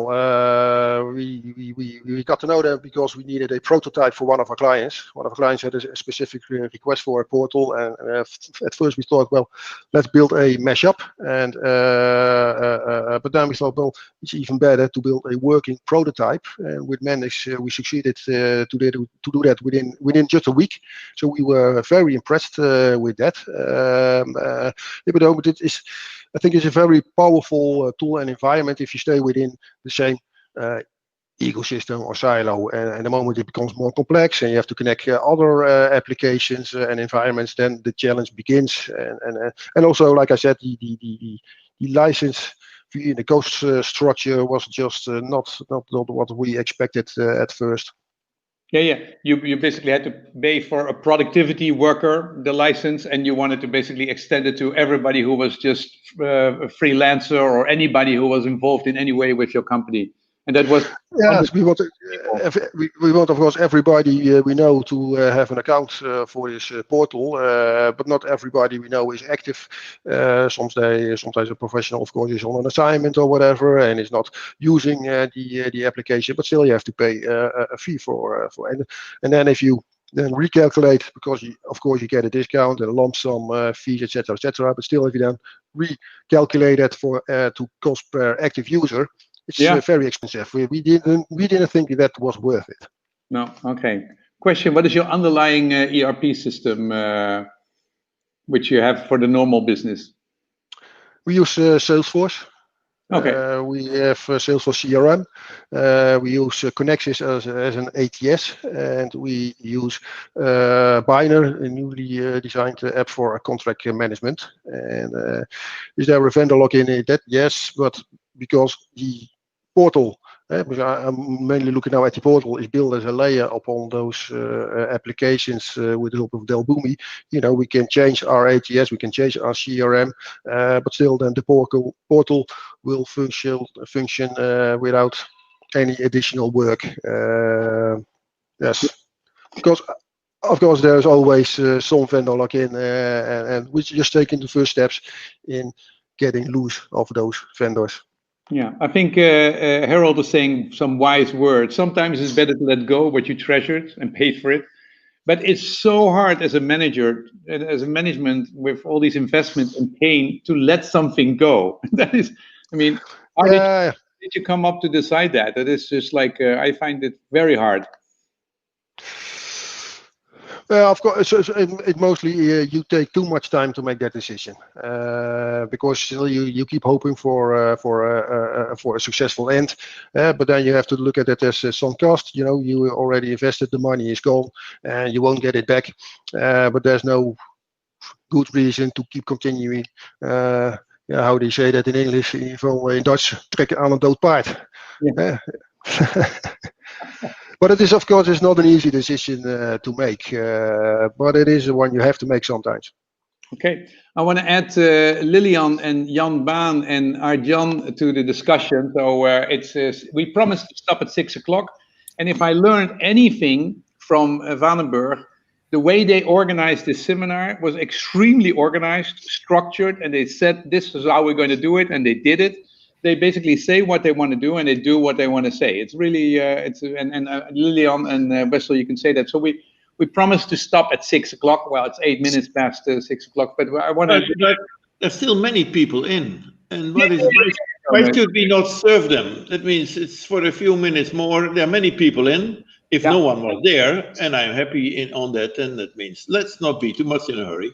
No, we're not. But I just want to I want to just basically say, guys. Thank you, Jaap, to explain this. And I basically also want to basically ask people to give in Squiffle to give a rating of our stuff before you go. Give us a rating in Squiffle what you think of the events, and if we should organize these kinds of events more. And having said that, we can take our time to basically answer all the questions and to see how we're doing. So I thought that was really a wonderful example of the client stories. Wessel and Lilian, I mean, Jan basically gave the vision. Jan said how they did it. Hans showed us a tool which is extremely wonderful. Let me join hands too. Hans, Eva is very popular. I mean, Eva is an internal tool, but it is really popular. Is that also something you've noticed, that these people, Lilian and Wessel, first start with Lilian, that if they say they're going to do something at Vanenburg, that they're quick and that they get back to you? How is it to work day to day with them? Yes, for me, it's really a very positive collaboration. It's just, for me, I think the beginning of our journey together. And I think we still have a long way to go, all right? So for me, it's about accessibility, reactive. Sometimes it's just all about agility, that what we are looking for. And that's also one of the very first important point why we have chosen Vanenburg, is really about customizable and flexible. Yeah, and also reactive and communicative, I guess. Yeah, Jan, I mean, you're the co-CEO of the company. How did you build that? How did you build that culture? That I mean, if customers would talk to me about that in this way, I would glow. I mean, I would be very excited. And if they're willing to say that for the world, that's really. But how is that structure being? How is that company culture being built? Well, before answering your question, let me first say thank you, Lilian, thank you, Wessel. Because I think this was what makes us and what get us out of our bed. Not just me, but all of us. And I think it was already explained by Hans. I think yes, we do think about good tooling. We do think about great partnerships with Google, with Salesforce. Yes, we do think about adopting all these best practices. But I think the secret sauce and the secret weapons is really our people, not just all of our people. They're based here in Putte, or they're based in India. I think also last few months we've celebrated many occasions where we had a bunch of people who were already for 10 years, for 15 years, some of them even for 20 years with the company. So I think that is really our secret weapon. Not just only the best practices we adopt, but a great team. And well, it's just a matter of also doing better, very good at, and really making sure that everybody's aligned and running in the same direction. So keeping focus and keeping sure that everybody's aligned towards the goal of adding business value. Yeah, maybe we inherit some things a little what they still calling the famous BAIN culture. Where we still see in India, where I have now 13,000 links to my LinkedIn contact. They are the BAIN Knights, and we have this elements of the culture. And the one crucial element is better to ask for forgiveness than for permission. Respect, and we called it always the 3 I's. The I is we deal with innovative people, with intelligent people. That's sometimes a problem enough. Now, we like to make these intelligent people more innovative. And second is very much important, if you have innovative people, yeah, and if they're introverted, it's not so good. We take the other eye to even not ask their mother, but better ask for forgiveness to make them initiative. But the last is the most important one, is integrity. And then what we see is a win-win. Many people work 25 years for us, but all who work for BAIN make their career. We have thousands of people who are now leaders around the world. And even we have the benefits from this one, and it is also a little what we inherit from the past. Yeah, I see that indeed in your LinkedIn page, that a lot of people, you refer to the fact that they work for BAIN, and that it was that's the way which shaped them and which gave them proud, and that they still love to interact with you and work with you. So that is a nice tribute to this company.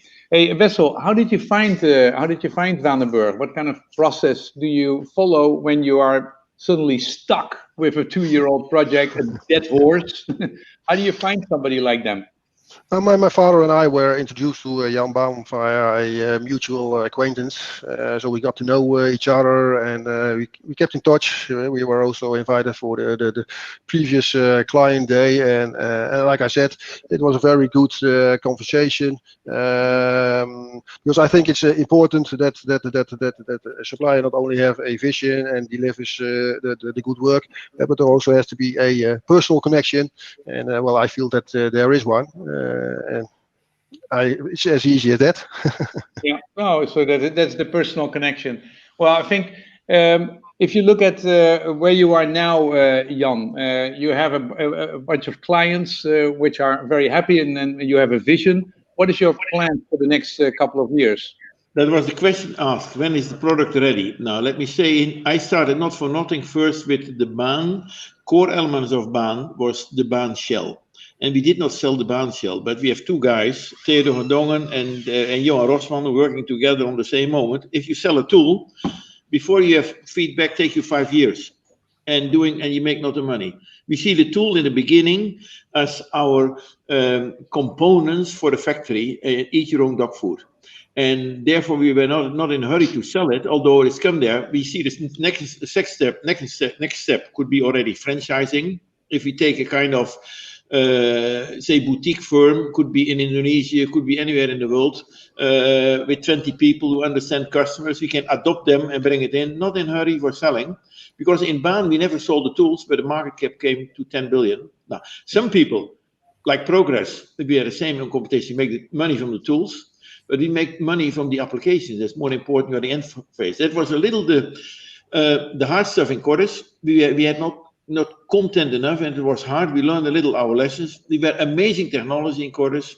Stephen and the top analyst was even ranked us even in the top. Stefan Reed, even they ranked us in the top. We are real in the top, but too early. Yeah. And therefore we say, okay, it's better to be in the hand of the customer and bring that together now.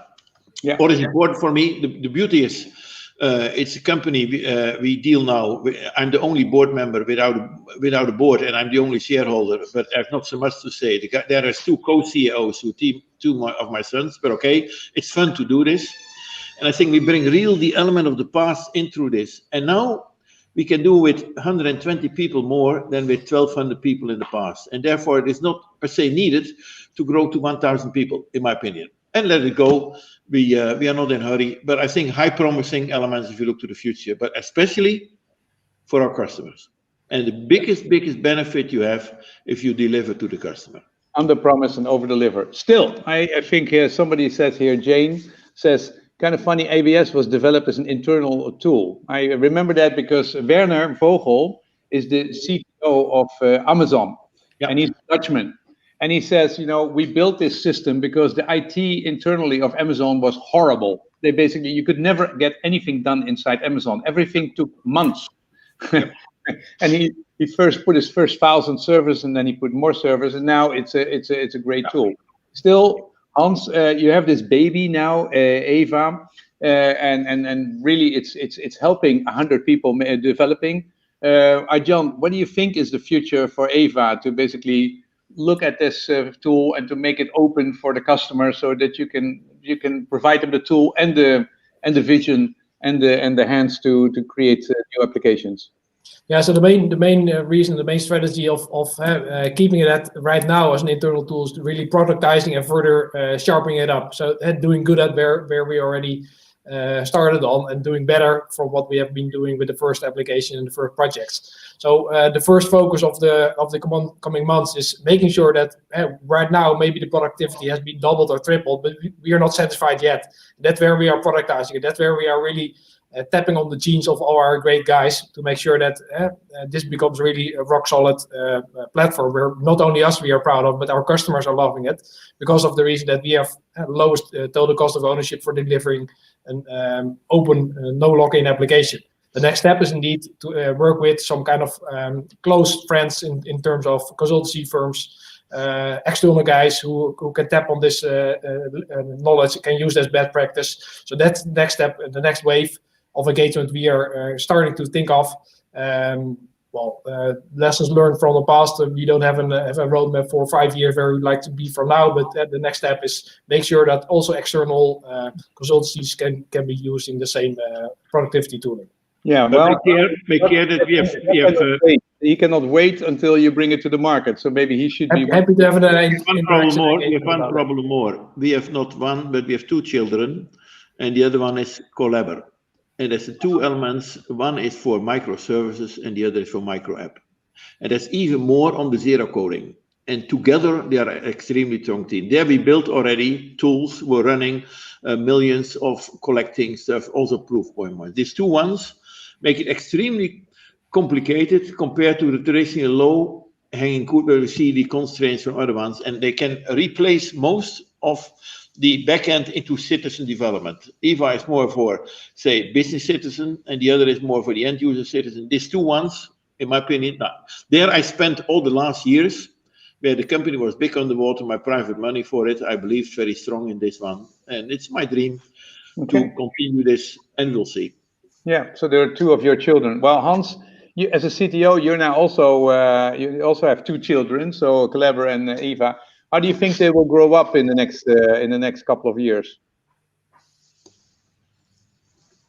Sorry, can you repeat, Vincent? Yeah, I say you're as a CTO of the company. You also have two children. You have Eva, and you have Collabor. How do you think they will grow up in the next couple of years? Yeah, that I think that requires a bit of focus and dedication, but yeah, it's also we position those products also differently, but also they need to be able to work together and say complete the landscape of on top of the legacy. Yeah, but take good care of those children and make sure they grow, make sure they basically live and basically they go out in the world and to all these other people. Wessel, I want to end up with two questions for Wessel and Lilian. If you look at Vanenburg and you work with many vendors all over the world, what do you think their next steps should be? I'm starting with Lilian because I mean your company is like a big empire. It has huge amount of countries. Huge amount of business lines and things. How do you think they will grow in your corporation, the cooperation between the two of you, your companies? How do you think it will grow in the future? Yeah, for me, I really like the idea about the Collabor and Eva. So it was really also one of the many years back when I told this discussion. We had this discussion with Arjun before. So on Eva and Collabor, it was also one of the concept that we had at that time. Okay, it was really about on an intranet platform. How can we hide the complexities? How can we hide all the multiple backend systems behind for the employees to get a better user experience, right? So we didn't really develop that feature, but although the feature was kind of defined at that time, so there was like maybe 3 or 5 years back, and now it just I was so happy that when Arjun and the team showed this Collabor and Eva, and I think this is really, for me, it's really key. And I think at any enterprise or even whether if you're small or big, I think there is a path to go, and the journey is there. We might need to be to in order to achieve to go into that kind of a task and micro apps environment. All our IT systems has to be ready as well. So meaning that they are able to expose their API, getting API, and all that stuff. So I think from an enterprise perspective, I think we still need to go somewhere within our IT system and landscape before we arrive at this stage of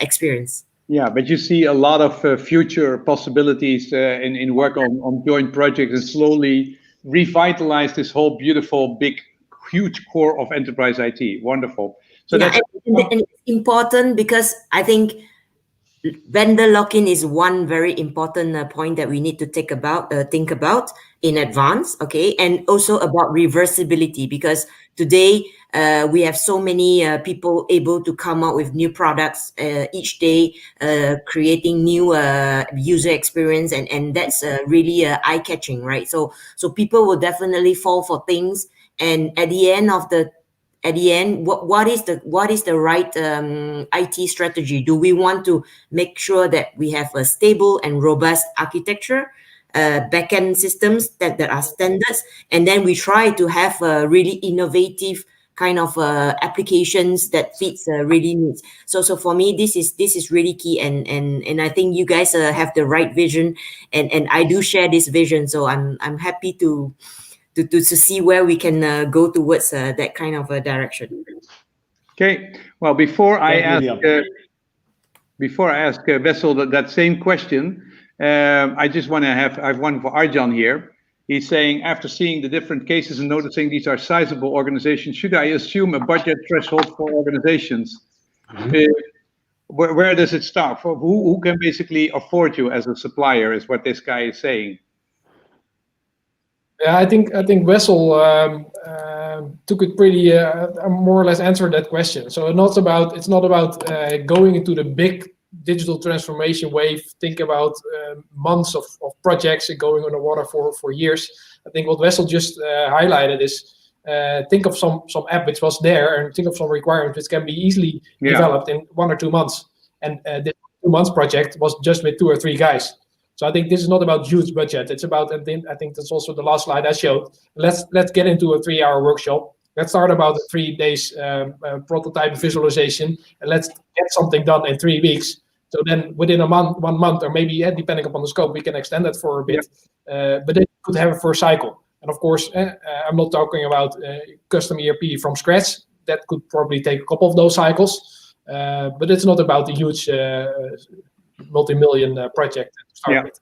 Yeah, Ronald. So that is there's no price, but it's really I've got to know Vanenburg when I basically said, hey, I have this problem with I needed to basically give a recommendation, and the person went to Vanenburg, and in a couple of weeks they basically built an application. So it was really not expensive, not compared to if you go to any kind of organizations I went to. Wessel, can you, as a last question, can you basically tell us what do you see as the future of working together with Vanenburg, and what should that company do actually with their capabilities? That's a bit hard question to answer, but I think that we now have a solid base on which we can continue the cooperation. Like I said, I also strongly believe in their vision towards app development, etc. And because there's no vendor lock-in, you always have to add value in the cooperation. So I think that's the first step we'll take into our journey together. Okay, well, I think that was wonderful. It is 18:30. We are 30 minutes behind, but I think it was a wonderful seminar. There's lots of people who are extremely grateful, who really love it, and who really want to thank everybody for. Thank you, Jan, for starting the career. There's lots of people who are totally happy and excited and being here. Please do us a favor and rate the application, or rate our thing at squiffer.com. That is wonderful. If you could do that, then we can have a view of how we're doing in that respect, because I think you did a great job. And I want to thank Lilian, and I want to thank Wessel very much for sharing all this stuff with us and being here for all this time and being so excited. And I can see that people really love the seminar. We should do this more times. We should talk more about EVA, collaborate. We should have more in-depth cases, because I think this is only the beginning of sharing. And it also shows that you can basically, for 3 hours, be together, and that people are here and that people appreciate it. What did you guys think about this webinar, Jan? How was the experience for you? Now, first of all, little was in the beginning, but yeah, we worked for years. We were one of the founders of WebEx, and knowing 20 years again, and we put our BAIN money in WebEx to help the industry. But the cool stuff is they sold it to Cisco, but the guys start again with Zoom. That means I feel that even we help Zoom, because with the money we put in WebEx, and from there the creative stuff came out. Now we are a little used to this technology, but the question is a little, for sales we are a little more engineering driven than sales driven. And when is it the right moment? You feel a little here. First, we like to go more for stability and these elements. And the question was, do we have the right content? Is there interest enough? Now, I'm real proud that we have so many people so long, because I expect, what do you have, 60 people, 70 people, but 300 people coming there, and permanently we are 150 and more people. And again, we have a lot of content for next year. And I'm so glad, even with this session again, this content can be real reusable. And this is for us, I feel this as an important breakthrough. And I'm real thankful for everyone who put also their time in it and stay through it. But I believe also the investment, what was more the content we did, is also a win-win. Is a question to learn from it. Yeah. Thank you very much. And looking forward, we like to continue, and maybe it's not needed to wait a year. Even we can do it easy in some contents. Could be could be an hour or so. Could be different. Let us know. Are you willing? It's so simple for us to take. Look at this. I mean, people are saying themselves, please, can we organize a presentation for the public? I'm going to be there, and he's going to be excited. So that's really, I think, and you don't have to wait. You mean, can you imagine BAIN's? I mean, if you had the BAIN World and you had all these people coming, how much work was that, and how easy is it to organize it now? Yeah, and this just in time. And let me say what I like. We doing it, I think, given what we do, we are not a professional entertainment company, but I think the perfect is the enemy of the good. We do it good enough. I like to see these personal elements a little. I say in the coming year, doing some things together. In the beginning, maybe the camera was not exact, but it's maybe the charm. We're not playing it. We are acting like we are. Yeah. And I believe people appreciate this. I can see that. I mean, this is a very, very high rating in that respect. So I want to thank you very much, Hans, Wessel, Arjan, Lilian, Jan Baan. Thank you very much for joining us. And also thank you very much for joining us there at home in Asia, in Europe, wherever you are, and being so involved in the discussion. It was really a lot of fun. We'll see you next time. It won't take a year, I promise you. And Bye-bye. It is late in India, but there were early birds in Silicon Valley who came even very early this morning, and the Indians are a little late, but we cover the world.